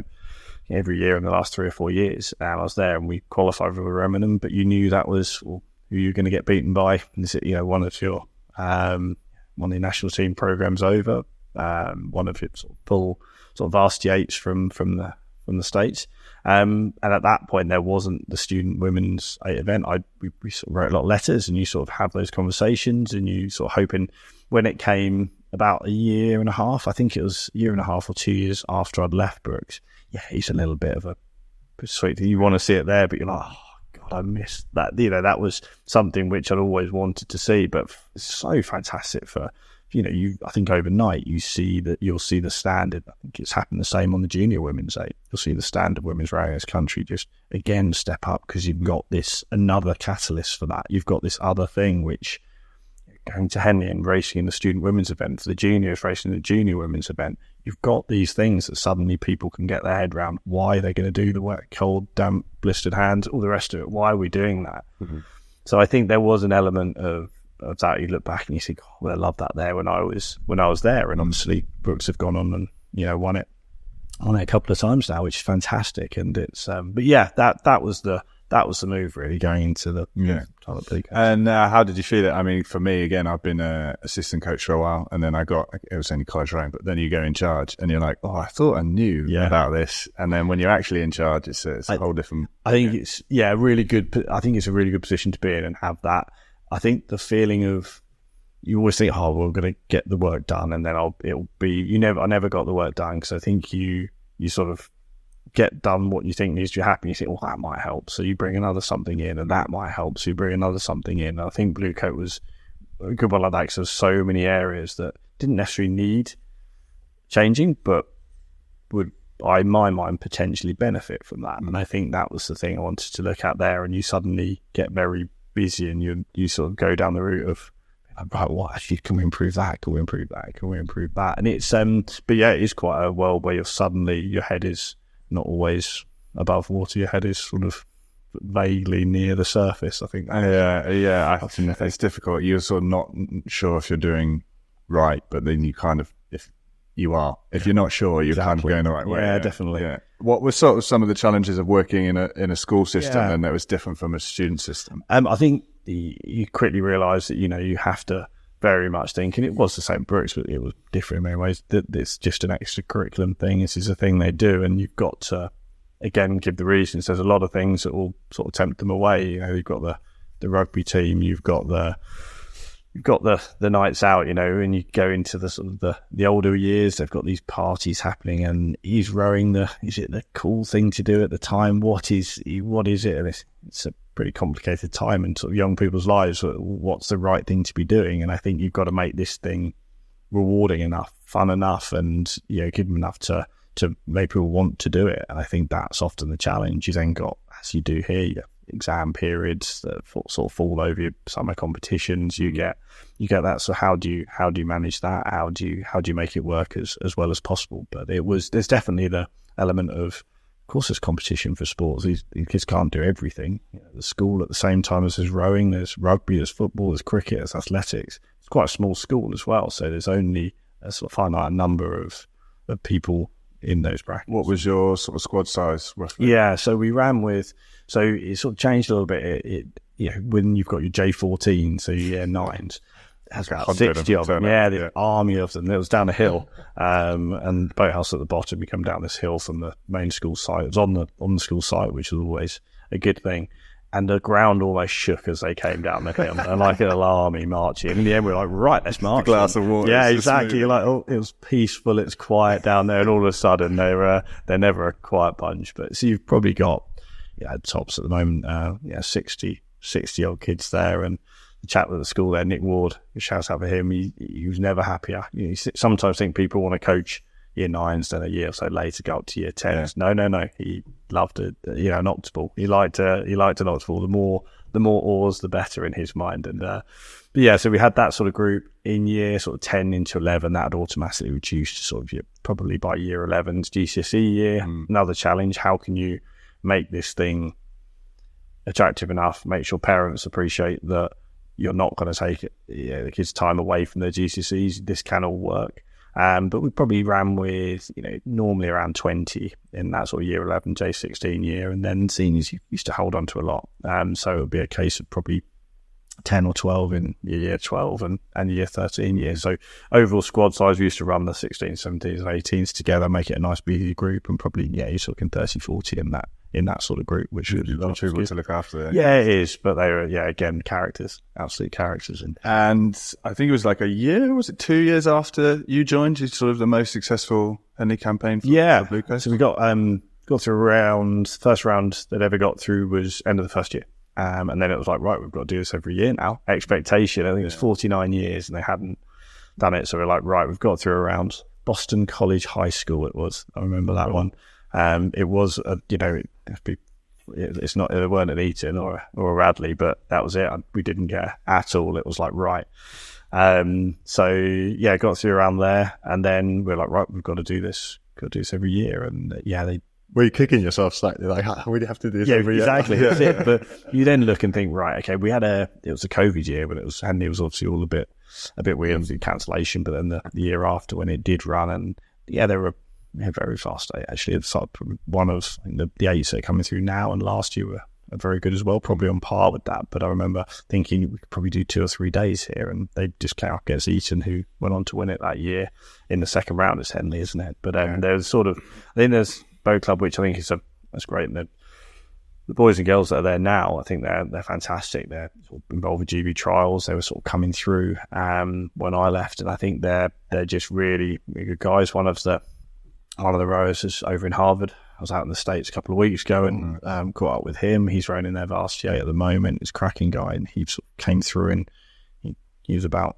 6'6" and pretty slim, and then by the time he left, he was 6'6" and not quite so slim. And he did a year at Leander. You've been getting him some extra dinner in there. That's exactly it. How you'd always go in and look and think, right, go back up for more. Keep filling the plate. But so it was a case of I think it's growing there, and I think that I spoke to Zoe, who's coaches there now this morning actually, and just talked about national schools, and obviously. It's always a big one. Zoe Taylor. It's fantastic. So she's doing an outstanding job there. Absolutely outstanding. JJ's you had a rowing there, but Zoe I know works for the senior group, and she's fantastic. So, but I spoke to her this morning, and it's exciting going into national schools, and it's a fairly ferocious. It always has been. The last few years. The junior rowing scene is quite staggering. It's very competitive, but you've also, like, when I caught up with you last summer, like, you said you've had some very good success with your juniors, like Brit champs and everything. Yes, it was good. So took away quite a few medals. Yeah, one in the 8 and the 16s 4 and things like that, which I think is just good. You've got to have these. You got to have these markers of things you're trying to achieve and trying to do, and I think you can't just blaze in and be like, right, we've got to win Henley. Unless you win Henley, that's it. It's a failure. You've got to look and think what your competition is. And I think that's one of the coolest things about Henley is that it's such a huge event. It's such a massive thing to be a part of, that there's so many different levels for everyone to achieve something. And I think that's what you're saying about having the student women's events and junior events. You've got something to do. Same for me. I was at a small school. Our school had never got through a round of Henley. It doesn't matter who wins. I don't give a care. Like, we're not eating. It's like, can we qualify? Can we get through a round? Yeah. Can we get for 2 rounds? Can we get to Saturday? Exactly. Everyone's got their own little mini thing, and because of the size of the event, it's such a driving force for everyone all year. Try and get Henley. Especially now with how well it's. I think we all the agreement is what the levels they moved it to with how it's televised and everything like that is just incredible. And I should imagine by the time they've crossed the finish line, within 10 minutes they've probably watched the race back about 3 times. I think that's always the way. It's I think it's a special thing. And I remember when they felt that was 2019 when Luca got through that round, and the bow seats there, sort of arms up, stood up, and it's like they've won the event. And what's wrong with that? Like, fair play. It's a case of actually that's a big thing. And whether you come back to your St John's 8s that got headship, or whether you come back to Brookes winning Henley, or whether you come back to Bluecoat that have got through a round for the first time, you've got to. You can't take those achievements away. You've got to try and then take those achievements and grow them, but you've got to still appreciate them along the way, in the right measure. You can't celebrate every tiny thing, but I think I think it's right to do that. Yeah, some people would look at like a season where you maybe finish on the Friday at Henley, and if they just look at that, they'll say, "Oh, we didn't even make semi-finals." But then if you couple that with the fact that you won Brit champs, and then you got yourself like a home countries first, suddenly like you've had a pretty good season. Exactly that. You're a very good rower, and you come away from it being like, "Whoa." If someone said to you, "What would you like to see most?" You want to see everyone finish the year feeling that they got a good amount out of it. Got everything out of it they want to. Because it's hard work, and there's a lot of things, especially when you look at. And so someone like Oxford, it's a juggling act. There's so much going on. They're very busy, very talented people. When you want people to get to the end and feel that juggling act, that balance, that the time that's been put in is worth it. I think that's so key. It really is. So. That's what we were talking about last year. Like, you're not just, especially with schoolboys, you're not just trying to teach them how to be very good at rowing. You're also like trying to use rowing to teach them how to like deal with life better. 100%. Oh, that's so important. And I think that's what you'd say when someone's leaving school, leaving university. God, it sets you up for being successful in life. I think everyone now, realistically, people are coming out of school with strong A levels. People are coming out of university with strong degrees. Potentially go back and do a master's. But the thing that I think will make you employable is when you sit down and think, oh, you rowed. And if you've rowed to whether it's a high level, international level, when you put that in the mix, I think it makes people, we all say it, the people that are, if you want something done, ask a busy person to do it. And it's the same, isn't it? The rowers are generally very, very good academically if they are athletically. And I think we see that in spades at Oxford, the ones that are they're achieving on their courses, they're achieving in the boat club. And I think that's something which I think is a very, very special and very employable thing when people go out into the... you're forced to organise yourself better when you've got more things to do. And also I think it's talking about the bad days, horrible, wet, 2K day, whatever, like less so these days. I remember sort of first 3 years after finishing rowing, building my own business and stuff, having a really tough day, and then just sort of thinking to myself, well, it's not half hour 8:20, is it? Exactly. So let's get on with it. And everything measures, everything sort of, nothing quite measures up to that difficult bit that you can remember, and that perspective gives you perspective on life. Character building. Yeah, it's just character building. I think rowing is it's a very character building exercise, I think. So. Yeah. Talking about Oxford, have you ever considered wanting to coach the boat race, like in the few years prior? Like, was that ever like on your list, something to like cross off? Or? I'll be honest, it was something which you look at, and I think I even talk to people now about it. We're over in the US, and you talk to people that have obviously watched it, but it's a cool thing to be part of, isn't it? And I think in terms of, there's all the complexities of it again, and you look at how it works, but it's a very special, and I feel like it's a privilege to be part of. You look at the history of it. Yes, rowing's happened in this country for a very long time, but I think when you look at the history of the boat race, when you look at what it means to the country, well, you think it's one of those traditions I think in this country we're very good at holding on to, rightfully so. I think it's something which there's certain things that year by year go, well, this one hasn't, has it? This is something which I thought the coverage this year was excellent. I think the sort of media stuff around it and in different areas I thought was great. Yeah, 360, shout out to Ben Tuffy. Yeah, amazing. Ben did a fantastic job, and you sort of look at that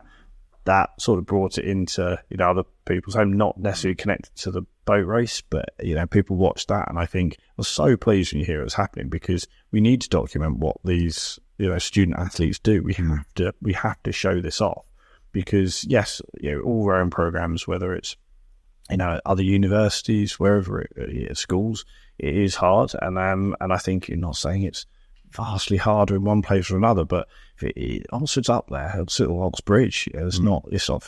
Same at Cambridge as well. When you look at actually the courses that some of the people I met in September do, and across the board, some of the things they're doing are absolutely outstanding. You have to look, and you're just impressed. You're impressed by what's happening there. So to be able to coach at that, to be able to be involved with it, I think it's a huge privilege. I think you look back at what's come before you, and you look in day to day the people that you're trying to help and trying to do, and they're pretty special people. I think that's the thing, and I think that's something which you then think, right, okay, you roll it into it's just a great race, isn't it? Side by side over 20 odd minutes. It's our trial eights in December was within a quarter of a length pretty much the entire course. I think it was being side by side for 20 minutes of rowing, where the lead changed hands 3 or 4 times. I think opened everyone's eyes that, right, okay, this is a big thing, and it's in short, it's something I've definitely looked at throughout my career as being something I've certainly been very intrigued in many ways. I think when I was coaching, I was probably back at Brookes, and at times at the school as well, you look and it is quite a simple remit, isn't it, in terms of not simple as in an easy thing to do, but it's what we're trying to beat Cambridge on boat race day, aren't we? That's your competition. That's if you strip it all back, that's what you're trying to do. And I think I'm trying to grow that now. And the summer is important. I think it's important that we don't just, the boat race has to be our thing. It has to be our main thing. It's our course. It's our goal. Come on, let's go and race at these regattas, which are 20 minutes up the road, which are pretty special as well. Let's use everything around it, and actually not just because I think it's a good thing to do, but I think it's a very productive, very developmental thing to do. Yeah, I absolutely hated in the college rowing. Like, hang on, so we stop rowing in May, and then we start again in October. This is the best bit. We're in 5 fun underwater all year. We've suddenly got our stretch of river back. Let's use it. And that's a challenge, of course. I can't come in and be like, right, that's it. Push the books. The term runs late. I think there's still exams up until the 21st of June. So it's very late.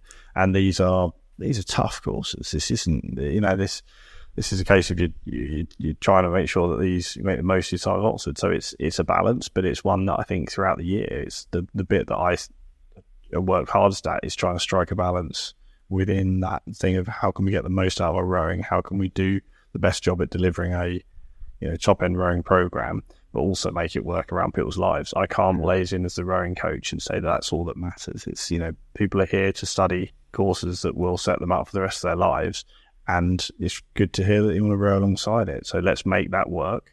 Let's not bulldoze in with this view of all that matters is the rowing. Of course it matters. We care intently about it. I do, the rowers do, the club does.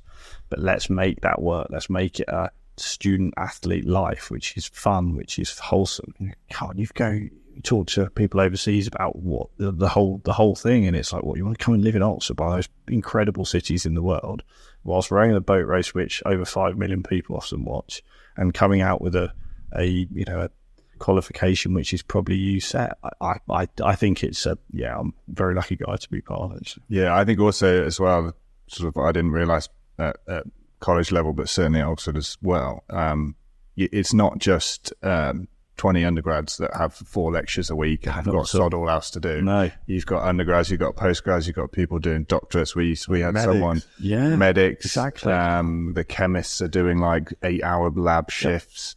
We had, I had someone else and they were doing like experiments on a rat or something. Yeah. And you can only do that in one go. So that's like a 14-hour from start. And you just think they've all got completely different 100%. schedules. And like what they're doing from the engineering to your medics. And I think one athlete came in one morning, and you sort of always check in and sort of, just body language, isn't it? She looked a bit, I was speaking, she looked a bit tired, and she'd done a paramedic shift all night. So she jumped on the ambulance at whatever time in the evening, and she'd got off about half an hour before, and she did the shift as part of her course. And then she comes in and jumps on the ergo. And I think that's where we have to work really hard to make it work, because exactly as you say, you can't just blaze in. You have to make sure that you appreciate those things. Yes, you can't. As I say, I want people to train as a group, so that's the challenge, isn't it? It's making sure there's a schedule that's firmly in place that will work. But it's ultimately, you can't forget these things. You can't sort of disregard these things. So. And if you don't retain those people that you have available, well, there's not exactly a much greater pool to choose from, right? Exactly. You want to encourage. We've got to look at all angles where people are coming in from, and I think that's a really important thing. It's about making sure that people that have done it want to do it again. People that aren't part of it want to be part of it. And that's always going to be a challenge all around. I firmly believe it is worth it. I think I think you'd hope that everyone finishes and feels that their time was well spent. And I think but I think definitely how it's publicised, how it's put on the media, how it's on the BBC on Easter Sunday, whatever it is. I think that's massive. And it certainly like transcends the sport at any other level. The only other time that many people are looking is at the Olympics, maybe, if your country's good at that sport. Yeah, exactly. And the rowing's completely different. How did you find the sort of spotlight, as it were? Not too many people following you around with cameras exactly. I obviously it's all new, isn't it? And you sort of don't want to say anything, as try not to today, but say anything too stupid on camera or but I think it's quite an enjoyable thing to do, is to give an insight up to a point, because you're not going to sit here and talk through everything that's happening in your program, all the numbers, all the things that are going on. But I think it's a really nice thing it's a nice thing to be able to do to talk about what people don't necessarily see. Yes, people watch the boat race on TV, but that's such a tiny fraction of it. That's the result of a lot of stuff. So I think it's quite a nice thing to do. I think it's an opportunity to sort of, in many ways, I know that the president or other rowers do get a chance to speak, which I think is brilliant, a chance to sort of speak on the media. But I think it is a chance to actually, really talk about what people do to get to that end goal, to be in not just the blue boat. You've got on boat race week, with 4 crews racing. You've got the blue boat, you've got the Cyrus crew, you've got the lightweights, and you've got the spares race. Well, realistically, all have put in that effort, all have gone out and done that work. They've been out there in the rain, they've got the blisters. And I think when you get a chance to talk about it, it's like, all right, it's quite a good opportunity, isn't it? It's quite a cool thing to do, to talk about and to talk these people up and make people realise that they're not just doing a bit of rowing and they've got their course. No, this is a really hard thing. This is a really sort of challenging thing, as it is at other in sort of institutions. I'm not sort of ever saying that it's so much harder, but I do think it's an additional challenge. So. Yeah. I think it's probably quite nice in a way that it keeps it present. It can probably be a bit tough in November to. We've all done it. Like I can't be asked right here. Henley's a mile away. I'm not there. Yeah. But when the camera boat's out. 100%. Yeah, and I think.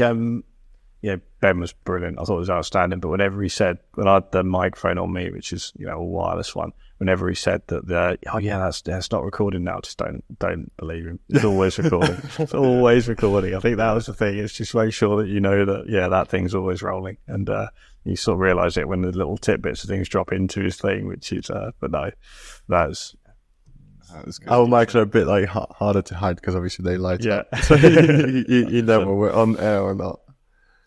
It's probably a bit of a boring question. I think I said it to you before. We sort of spoke about it, but is given everything that we've just talked about, do you approach it differently? Or are we just trying to do the same thing? In terms of in the role? Yeah. I think you have to approach many things. You have to approach different bits. You have to take what you believe is fundamental things, and then you have to make sure that you surround that with the things that are necessary for your program. I think, we do look at everything in such detail. This is important. This is important that we do the right steps and go about it the right way. So I think that I approach some parts of it with the same aim and the same fundamentals that I believe in. And I think you have to believe in what you're doing. Otherwise, I think you end up in caught between what you feel you should be doing and what someone else is doing. I think it's really important. But I think there is it's a different race. There isn't another one like it really. You've got your head races over the same course the other way around, but ultimately it is a different race which starts off with a bit of a sprint and ends up potentially being a sort of side by side battle all the way down the course. So I think it's you have to look at it differently. You have to look at it in many ways with how you're trying to prepare for that race and how you're trying to get the athletes ready physically, mentally, in every way for that race, the actual tactical side of the race, things like that. But I think that comes along with the basics and the simplicity of what I believe in and what I think is the right thing for it. So I think it's again, we're back to that layered up approach really of having the base of and the sort of core of what you're trying to do, but then you're layering it up with the things that I think are necessary to be part of this program. So how do you adapt to such a short season? You have a lot less time than in schoolboys. That's a challenge, and I'd say to me now September feels late. I think September feels like late on because that you still of course you're gonna have a bit of a Christmas break, you've got training camp, but then everyone said, and I think we felt it very much this year, that you get through Christmas and into January and then the time goes by. You've got your fixture series, you've got everything that's happening in day to day, and it's a short period. So I think it's making sure you're as ready to go as possible. I think if many programs, if you'll come back to September, your big one might be July, it might be later in July, it might push on even further. But I think this one is making sure that you are as ready for it as possible, and ensuring that I think especially we have got. I do think it's an additional challenge to Cambridge. The rivers are. I think our stretch of river here is. It's incredible, but I think it's a massive strength of ours. But you have to plan for floods and you have to plan for things like that, which will lose you time. We're very lucky with other opportunities where we can row and things like that. But ultimately, you have to plan for things to change in the season and things like that. So but it does feel short. I'll be honest, it's sort of September feels. Yeah, definitely. Every period of 4 to 6 weeks is almost 20% of your entire season. So say you lose someone out for a short niggle, or I don't know, you need to do extra selection, or even between the first and the last fixture is halfway across the season. It's wild. Exactly that. And I love what you're saying about planning for when things go wrong, because Tom always says on race day something will go wrong. Yeah, I think that's that. I think race week, is one that I'll look at now with regard to just expect the unexpected almost, and just make sure that you can, you can't plan. You certainly can't plan for every eventuality, but I think just the resilience, I think, is something which we talked about quite a lot this year. That this year was like no other. I wouldn't expect the floods to come like they did. I think you plan in case they do, and but I think the resilience, was a very big thing that the group did build up this year. I think. Yeah, we used to talk in terms of basically making the thing that was going to go wrong be part of the plan, and then turn it into get to that point when something breaks, you're like, oh, here it is. Yeah, this is we talked about this. Yeah, this is it. In fact, we need that. Yeah, it's actually something which I think there's a couple of things happen this year which I'd look at and think, I don't think I want to plan for that one, but it's. But I think there's definitely an element of have things in that as and when and if they happen, it's fun. That's okay. Yeah. And in terms of I've spoke about this for myself, certainly not realizing as a rower how much pressure was on the coach. Yeah. I think a lot of athletes because you're in charge, you sort of feel like, oh yeah, but they know exactly what they're doing. They've got everything in hand. Whereas in your head, you're like, oh my God. I do normally have multiple plans. I was down to about, I was definitely through E, F, G, and H this year. But I think I always think when things happen, you need to be able to react to it sometimes almost instantly. And I think it's a case of actually trying to make sure you do line up the plans. So I always want to feel like in control of what's happening. I think that feeling as a coach of losing the control of what's happening on any given day is a pretty bad one. So I think it's a case of trying to make sure that you've got those plans stacked up. You almost want to have that comfort in the back of your mind that if this did happen, right, okay, we'll be all right. We'll go on to that plan. If that does happen, we'll be all right. We're going to be fine. I think that's something which I think if and when it happens, it's just easier to deal with, isn't it? There's kind of two schools of thought on it, isn't it? There's some people, I'm exactly as you, like, I want to know, right, if a fireball comes down from heaven, and this is what we're doing. And then there's these other people that are like, oh my God, no, if I start thinking about everything that could go wrong, it'll absolutely kill me. So they kind of flying by the seat of their pants. We do it as scenarios and things for the boat race. I think it's no secret that everyone will talk through scenarios. And the Coxes this year, she's fantastic. She's a great person. And she was going through and she went down a list of things we talked through. And then she said, fire. I was like, fire? She said, fire. What happens if there's a fire? I'm like, where? In the boathouse. So Paul, if you're on the water, you're laughing. If you're on land and your boat's in there, it might be a problem. We'll sort that. We'll just get another boat. But I thought, actually, fine. Let's look at all eventualities. All eventualities. Nice to know. The Cox especially is doing the same thing. What happens if a fire? Well, I hadn't gone down that far on my list, but it's let's make sure we know what we're going to do. I think fair enough. The other thing, dealing with nerves as a coach. Is on that, like you said, that loss of control thing. So, once you push them off, that's it. Yeah. So then I've initially certainly found myself trying to remind people of little things like before you go, and then thinking, hang on, I think this is me that needs it. So I don't think they need it. It's awful. That's my least favourite bit. I'll be brutally honest. I think, and it had it this year, and it was this year. I think it's my first boat race, so it's new, and I think I both from Imperial and the crew had gone back to their accommodation after our sort of pre-row in the morning, and I thought, actually, I've got a few bits I need to get, sort of a bit of work to do. So I went into the office in Imperial. That's it's sort of internal office, so windows out, and it was busy-ish when I went in, but it was fairly. There's a few awnings up. There's BBC people running around, but it wasn't ridiculous. I was probably in there for about 45 minutes. And what happened in that 45 minutes, I came back out. I went, do you check over the boats? You do all your normal routines. Just stick to your routines. No matter what the race is, check over the boat. It's been checked 4 times already, but check over the boat. Check all your timings. Know that you're all happy. But then you're presented with the thing is, wow, it's got incredibly busy out here. Bump into Claire Balding as she's going down the stairs. I'm going up. Yeah. Hi, Claire. Yeah. How are you? And it suddenly goes, and then by the time you get on the launch, to follow the race, we're sat there below the start, and the helicopter's just there, and you have a bit of a glance up, and there's a lot of people watching, and I think you suddenly do get that, and I do get very nervous on race day. I'll often phone. I remember doing it at the World Championships one year, being at the start line, and for some reason I felt pretty worried. I phoned someone. Probably my wife, I think it was, and I remember being on the phone and just you don't say anything. She's like, you okay? Yeah, I'm fine. And you think you just got this thing, you've just got these nerves coming at you, and you almost just want to somehow just sort of get your head around it. You feel confident in what you've done and what the crew's going to do. And it's not nerves for any other reason other than you really want to see them. Yeah, of course it is. You want to see that you go out and they have the race and you coming back to executing it. You want to see them execute it now. Execute perfectly. If that's enough, great. If it's not, well, that was what we that's what we had. So it's a case of that's where the nerves are, that you want to have that. But I got to the point where I couldn't. I'm not the guy that can't look at stuff. But honestly, like the start, the first 3, I just like. I know.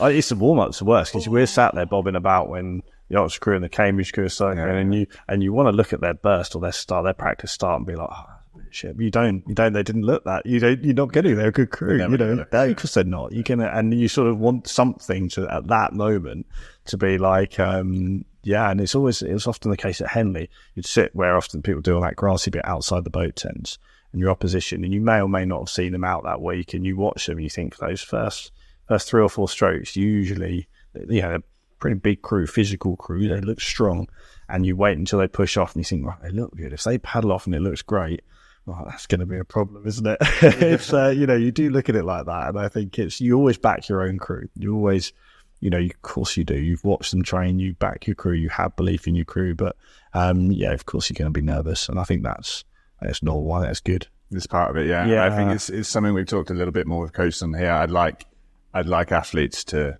understand a little bit more that the coaches also. Oh yeah, we're there. We're in turmoil. Let's be completely honest. We are in a.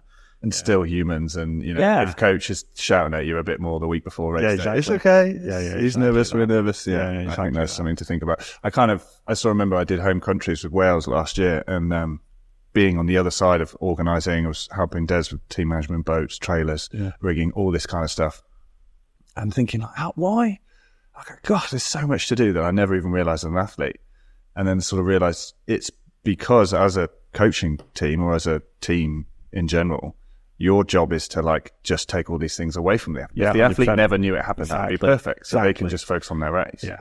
So on the one hand, it is good to make sure they're not worrying about it at the time. Yeah. But I sort of look back sometimes and think, I wish I'd maybe been a bit nicer or just realised. Yeah, I think that's absolutely the case. You're trying to make sure that they don't have to worry about anything, but that's trying to control every aspect from the weather to to everything else. You want them to be happy and feel that they're going out and be like, oh, this is exactly what I hoped it to be. And some things you can control. I want to keep a calmness to it. I think it's something which I find that I don't want to shout and scream. And I think there's time for it. There's the odd occasion, but I think it's ultimately, I don't think it necessarily helps. I think on race day, I think we've got to try and be calm. I think it's the head above water and the feet, legs paddling underneath. I think it has to be a bit like that. I think we have to be very busy and we have to make sure that we're doing everything we can at that point, at that time. But I think we've got to elude this calmness because it's not going to help us being, having that level of stress or any of that. Speaking of stress, I wanted to ask you about the psychological challenge of obviously taking this Oxford job from 2 aspects, for yourself as a coach and how you also sort of portrayed it to the athletes, because Oxford hasn't won the main boat race for quite a good number of years now. So now the pressure is building up on the dark blue side to sort of overturn that, not to say turn the tide, but turn the tide, make a bit of a difference. So how did you approach that challenge, and what did you try to instill in place to really make athletes believe this is the one? Yeah, I think you have to follow the process of which you do, whether you've won, whether you lost. I think it's really important to make sure that you look at the steps which you believe are the thing that's going to make your boat go fastest. I think, and that ultimately does that change in terms of actually what you're going to implement day to day. I don't think it changed. I don't think that changed a huge amount. I think you're trying to make sure that you're preparing the squad, the boat, Oxford as well as possible for the race. And I think that ultimately shouldn't necessarily change based on the result. But I think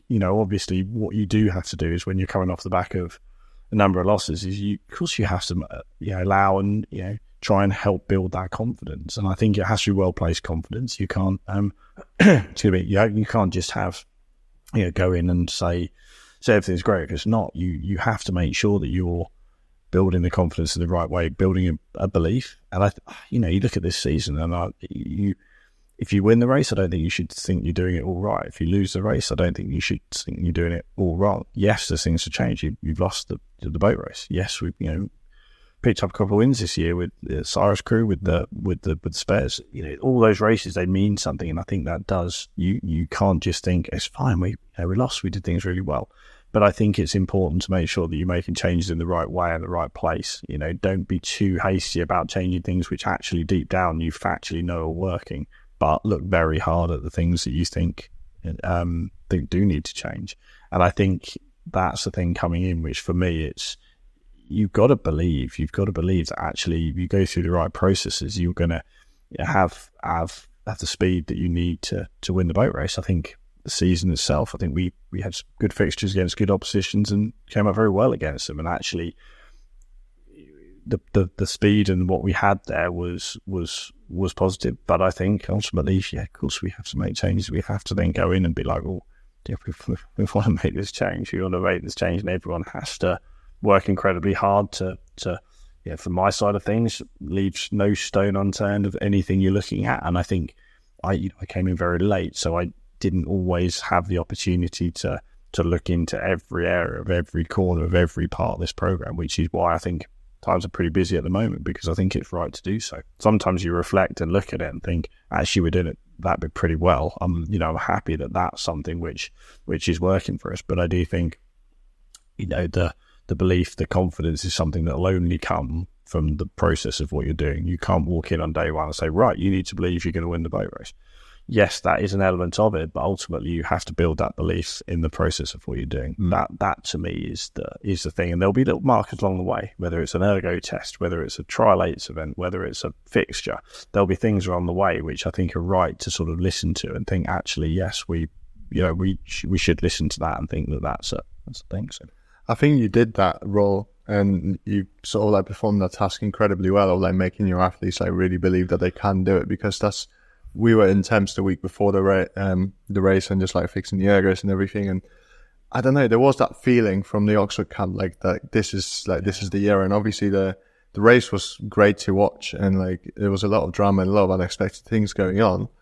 But it feels like Oxford are not the losing side anymore, and they're not going to be just easily beaten for years to come, I think. Yeah, and I think ultimately we had 15 women run. We had the Irish crew, and we had 14 women. 14 won this year, and I think that's massive, isn't it? Being able to have that belief of the fact that yes, it's you can look at it whichever way you look, but we had a Spares Cotsfour, and they beat Cambridge's Spares Cotsfour. We had a Irish crew which won by 5 lengths. So I think it's a case of I think that's there are individuals within the program that did incredibly well, and I think it's a case of actually, yes, the Blue Boat race didn't quite come off and the lightweights either, but it's a case of actually I think we can change that. I think we can have this belief there that we can build this up. I guess what will you try to do differently in the coming years now? Yeah, having had your first year with you fully in control, knowing the event, knowing the system a little bit. What are some of the things that you're going to try and implement in there? I think you got to. I'll always try and continue to learn. In no point am I ever going to look and I'm never going to think that right, we're doing it all right. And I think it's learning from everything that's happening around us. It's learning from the athletes that are coming in, and I think we learn every day from that. The race is a different one. It has got, I think this year was particularly different. You had all the tidal conditions, and was there flow, was there not flow, all those sorts of things come in. Well, that's something which, it's a different element. It's something, it's new. It's something which we need to take and learn from and reflect on. I think it's also just, I do feel I've got a clear idea and a clear picture of what we're trying to implement, what we're trying to do, how we're trying to row, how we're trying to actually get the most out of ourselves, and how we're trying to execute this race as well as possible. And I think that will keep being added to through things that happen from the fixtures, from the training we do up on the tideway, from conversations you have. We've got an incredible alumni base of people that have done this race before. We'll talk to them, find out. You've got an incredible number of athletes who are either still in the program that actually I think you can get a lot from.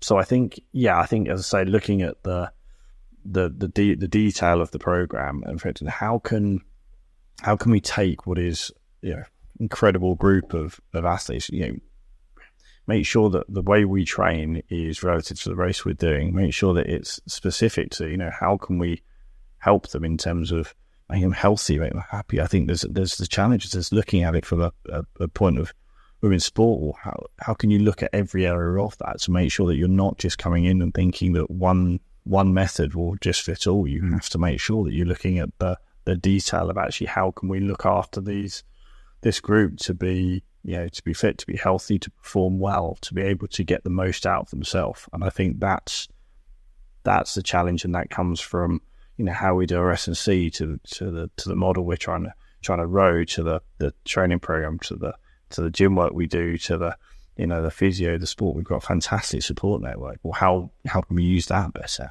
We've got facilities we've got. Well, how can we use that better? I do think this is the best stretch of river in pretty much in the country. They say, outstanding. Well, let's use it while we can. Let's how can we use what we've got better and maximize that? And I think that's ultimately what we're trying to do with the athletes. We're trying to take, where they are when they first come up the year, and we're trying to make them better in every area if we can. And I think that's I'm personally really, really glad that you're in charge of Oxford, and it's now become like an event which like I'm drawn to a lot more than I previously was. Now that I know like both teams on like either side, I think it's like such a spectacle, and like both of you do a fantastic job with like leading the squad and like instilling your own values. So it's not been, the women's race hasn't always been on a tideway, but it's certainly not the last pick that people I think are gonna like try and like put their eyes on. So it's strange though, because it's kind of hard to even think back and be like, oh, it wasn't always like this. No, not and even when they first came to tideway, the standard was quite wildly different. It takes time to build that. Whereas now, okay, it might not be quarter of a length, but percentage wise, it's close races. And it's percentages, points and percentages, the difference. I think it does. I think it's, it's like I say, it's a very special race. The fact that it is on, has been on tideway for a number of years now, that's all settling into a routine of like, right, actually, there's a good amount of history of the tideway racing. We're not ever forgetting what happened before that, but there is a good amount of history there, and you can look back, and I think, of course, you can't hide from the fact that Cambridge have had it their way for a number of years. But I think there's the wins we have had first time in sort of 7 years. I think that's not by luck. I think that has come from the work that's been put in by those crews, and I think from those before it as well. I think I'm speaking about what I'm doing, but the team we've got here. I think James, who you've met, James Powell. I think what he's done in this process over the last few years, he's been incredible. He's been an absolute key part of actually this group coming through and winning this year. And I think that's something which, I'll always do everything I can to try and manage it, make sure we're putting all the pieces in place in the right way. But I think there's a lot of other people involved with it, a lot of other people supporting behind the scenes, and I think that's I think it's this team that we need to keep strengthening. I think this team we keep growing, and I think we'll keep getting more out of the program, and that's something I'm immensely excited about. Of course, you can't not be disappointed when you lose a race like the boat race, with the blue boat, but I think you come off the back of that, and I think it's really important that it's easy to mull over these things, but you just got to go into action mode. And if you're disappointed, you said to the athletes, if you're disappointed, you allow yourself for 30 seconds or minute or so to be a bit disappointed, then think what you're going to do about it. And I think that's something which for me is the most important thing. Yes, you've got to, you allow yourself a very, very short period of time to sort of have that disappointment. Then you've got to look up, you've got to get your head up, and you've got to think, well, what can we do about it? Because that feeling was shit, let's be honest.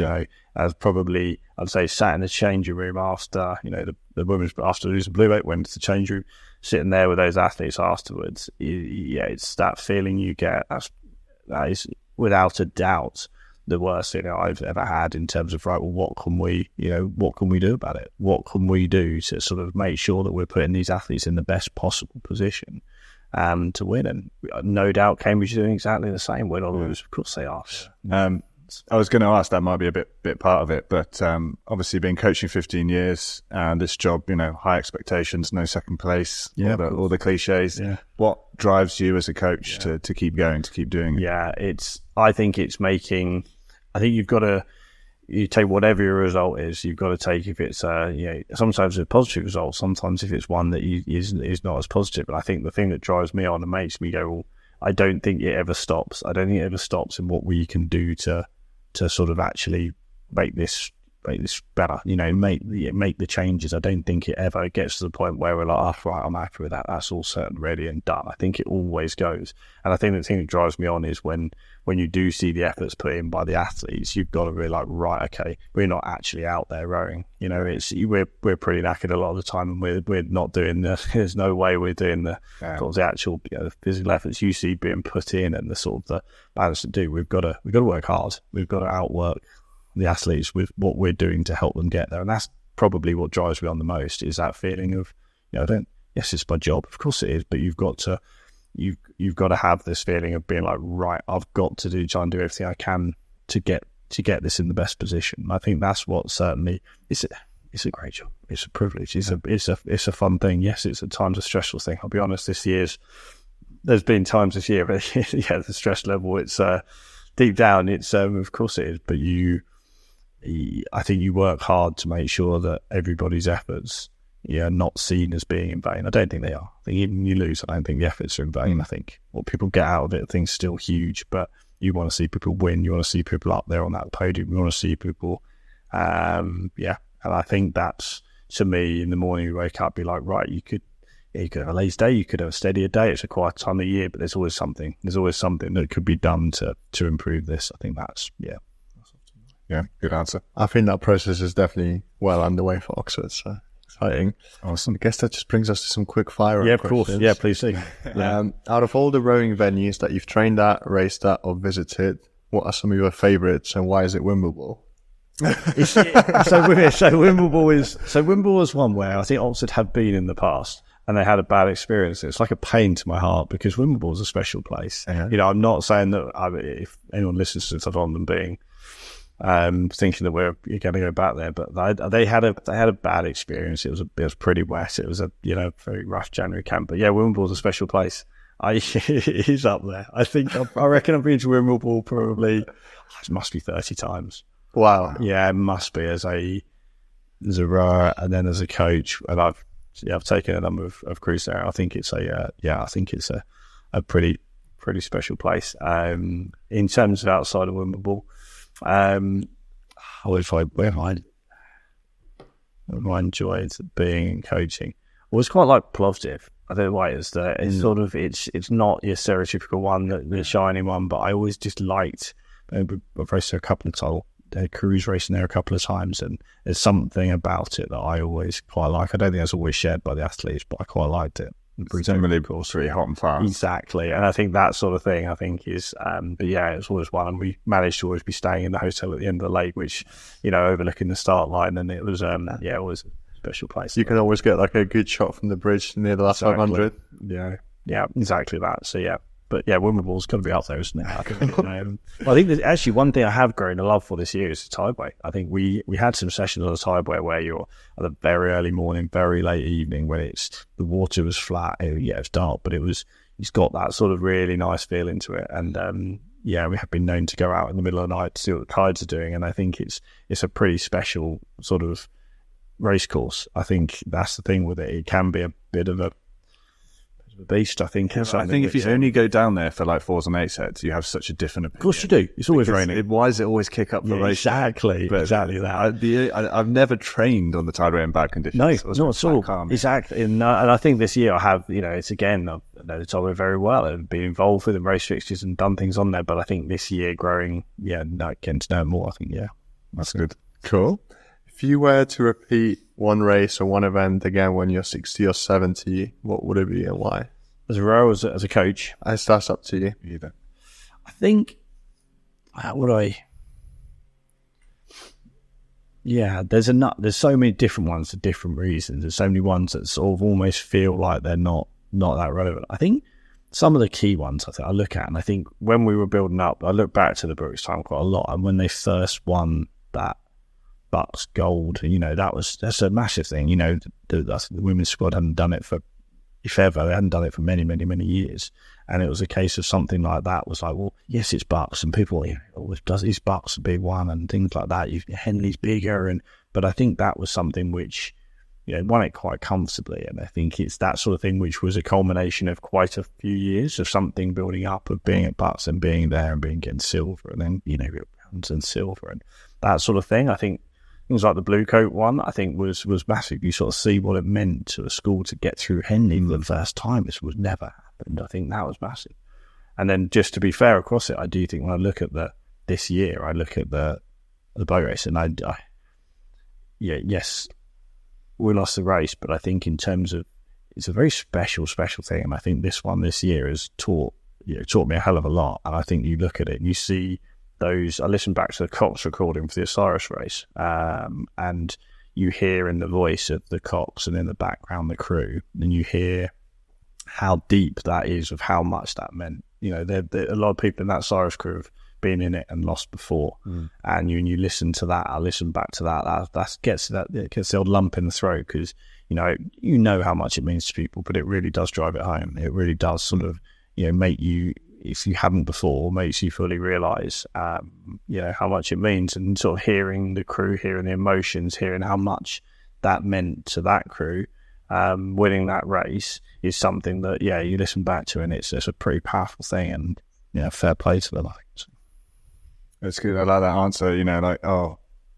Not like what a great race that Bucks Gold was. You're like, no, what a great 4 year. Yeah, exactly. Yeah, it doesn't. That's the culmination of all the work. 100%. Yeah, 100%. Yeah, and I think that's really important, and it's certainly not just from me. It's certainly just not just from those that are sat in the crew. It's a hell of a lot of people who've done that. A hell of a lot, and that's where you start realising it's a big deal. It's a big deal.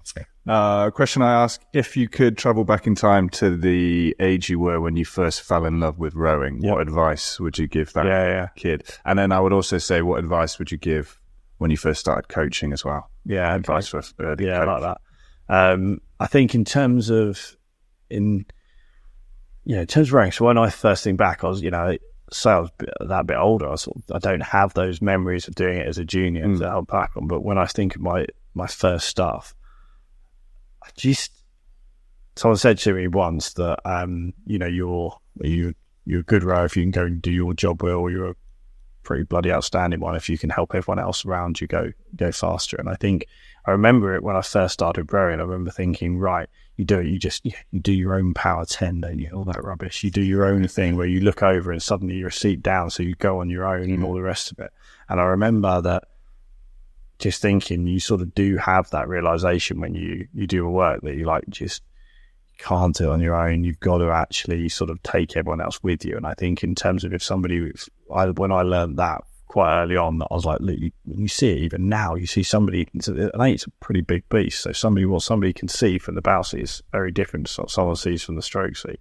And I'd say that it's just so important that you help, not just in the boat, but day to day, just help others, have their back in terms of making sure that you're looking after them, you're around with them, you're around for them. Unless you're out there in your single scull, which is a different beast altogether, I think just make sure that you're backing up, make sure that you have the back of your crew, make sure that you are rowing as part of that, and you're not just trying to go about it your own way. I think lone people trying to do it, whether it's in a training situation, in the gym, whether it's on a piece on the water, you try and do it on your own, you're going to pull the whole thing apart. And I think that's something which I think is really, really important. That's a good one we haven't had before. Yeah, that's good advice. In terms of the coach, I think from the point of view of, realise very early on that you are dealing with different people with different challenges, with different things happening in their lives. I think if you go in there and think any one person is the same, or any one person is dealing with things, and so I think you've got to appreciate that you've got to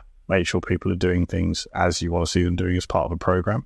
You want to make sure that everybody is ideally doing the same thing in the same way in training, but appreciate the fact that there's very different things under the surface, behind the scenes, that will have a significant impact, and just have that mentality where you've got you might not never know, you might not ever know, you might not be able to know what's happened, but that's not necessarily for you to know. But I think be in a position where you at least appreciate the fact that there's things going on that will affect that row, that will affect their enjoyment of it, their sort of happiness day to day, and just make sure that you're sort of trying to be empathetic at all times to that. I think it's a case of, sometimes for me, people will be coaching them, you've known them a day, sometimes you've known them 5, 6, 7, 8 years, and I think it's a case of just realizing that everyone's a bit different, everyone will learn differently, everyone will go about training differently, and I think everybody will react differently to different things. And I think trying as much as you can, again, it's never something you get perfect, but just have that in your mind that you can't just go in with a sort of one size fits all. I think that's it. Yeah. If you're not there for your people, how can you expect them to be there for you when you need it? 100%. So have that empathetic approach, I think. But you've got to also push people hard. I think the thing that you can't miss a coach is if you're too nice on them, and what's the end result? If you're pushing someone very hard, might mean that they achieve and get out of what they want. If you don't push them hard enough, then you're not doing anyone any favours. And I think you just realising we're doing it for some people think, there's not a preference over who sits in the boat. We want to see that the fastest boat go out with the people in that earn the seats. And I think that's something which, important to remember. Okay. I've got a question specifically for you as a coach. Yeah. What is the best time to do a surprise 2K without your athletes finding out? So what is the best in terms of time in the year or time in general, time of day? Yeah, like when do you catch them off guard so they never see it coming? Yeah. I haven't dropped any in this year. I haven't dropped many in. It's the surprise. It's when you're doing prep. That's when you got to do it. It's a case of, because somebody is really lined up to the fact that on Tuesday, or Wednesday, they're doing a 2K. If Monday that they're doing their prep, and then you however you do it, tell them that no, actually this is the day. I think it's one whereby they, it can help. It can help. It can hinder. So we used to get in the training program. We obviously had a set program, and whatever it was, Tuesday night was always a hard erg, and then Tuesday night's getting thinner and thinner on the ground every week because someone's like, I don't want to do that. Yeah. You got to mix it up. Yeah. Well, there's no better 2K prep, just do the 2K, right? Just crack it out. Cool. I've got one last question, which is, who are some of your rowing idols or the people that you looked up to during your time as an athlete or as a coach? There's the obvious one. There's the people that you sort of look at. If there's a coach that I look at that I've spent a bit of time with, not a huge amount, but someone like Robin Williams, you look at, I just think I love the way he goes. You look at how people approach things, and I think one of the best things you've got there is these coaching courses you go on, and I think you sometimes learn a bit from the course, but the biggest thing you always learn is when you have those chats and those discussions, those conversations with other coaches, and you look at coaches and you think, I really like that bit, or I think we do that bit better. And you do cherry pick, of course you do. We're not trying to reinvent the wheel. We're trying to make sure that we take the bits that we think we like, and we maybe stick with the bits that we think do better. Someone like Robin Williams, the stuff that I've seen him doing, the way he delivers, is sort of the way he approaches and the way that he actually delivers what he's trying to do, I think is huge. He's someone I look at definitely from a coach point of view, and I just think I've got a huge respect for. I think he's someone that, it's easy to say something like him because of his results, but I think it's a case of when you take that away, when you look at actually how he goes about it. And I think this is a trick with coaching, isn't it? We're not suddenly, all delivering a different sport. We're not all delivering a completely different rowing stroke. Yes, there's slightly different styles. Yes, there's things that we're trying to make fundamental in our sort of technical models. But ultimately, I think we're also very much, it's the art is the delivery of it. And I think there's something that when I look at someone like Robin, that I can, I think he delivers it. And I also think you do look at, again, these are the obvious ones, but your Bobby Thatchers, your Henry Bowledge Webbs, people like that, what they've done to sort of, and Henry will be first to say it's not just him, it's Richard, but when you build up this thing, it's a very powerful thing to have. And it's, you look at athletes that probably shouldn't be performing at a level they are. I think that's always the thing. You look at people that might be in a third eight or fourth eight, or somebody that has come in at a lower level, and I think you look at how those people have come into a system, they've come into something, and that system has helped them get to where they want. And I think that's ultimately, what, of course, we're trying to do. We're trying to create something where people come in, they get the most out of it, they get this process, but then they come out the other side just so much stronger. They come out having achieved as much as or as close to their potential as possible. And that's when you see, like this year, you see the PBs and things that people come out, and you think, well, if that's the proof of it. If you can look and you think, well, if people are having these systems and these programs that produce these athletes and these crews time after time, well, you have to respect that. You have to look at that. And definitely when it's more than they ever thought they could achieve, that's very rewarding. Yeah, exactly. I think it's when I look across this, some great coaches out, and I think it's a case of actually trying to look and learn and see, and I'm confident in a lot of things that I can deliver, but I also think it's you're a fool if you don't look at what others might be doing well and just sort of think if you could add to your program through sometimes taking a bit of that. Okay, Allan, thank you so much for having us today. It's been fantastic to get you finally on the podcast after a few months of trying to organize this. Is honestly, it's been worth the wait. I mean, the advice that you've dropped is so invaluable, and like I said, I'm incredibly pleased that Oxford have you as their coach to not just by the name of it, but turn the tide and get it to be like super competitive. Again, I'd love to have you on the podcast one more time. Yeah.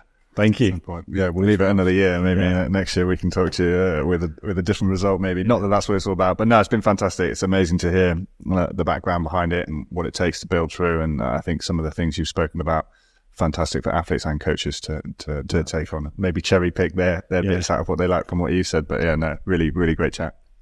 Thanks so much, guys. Really appreciate it. Thank you very much. That concludes everything for this episode. So on that note, easy there. Cue the music.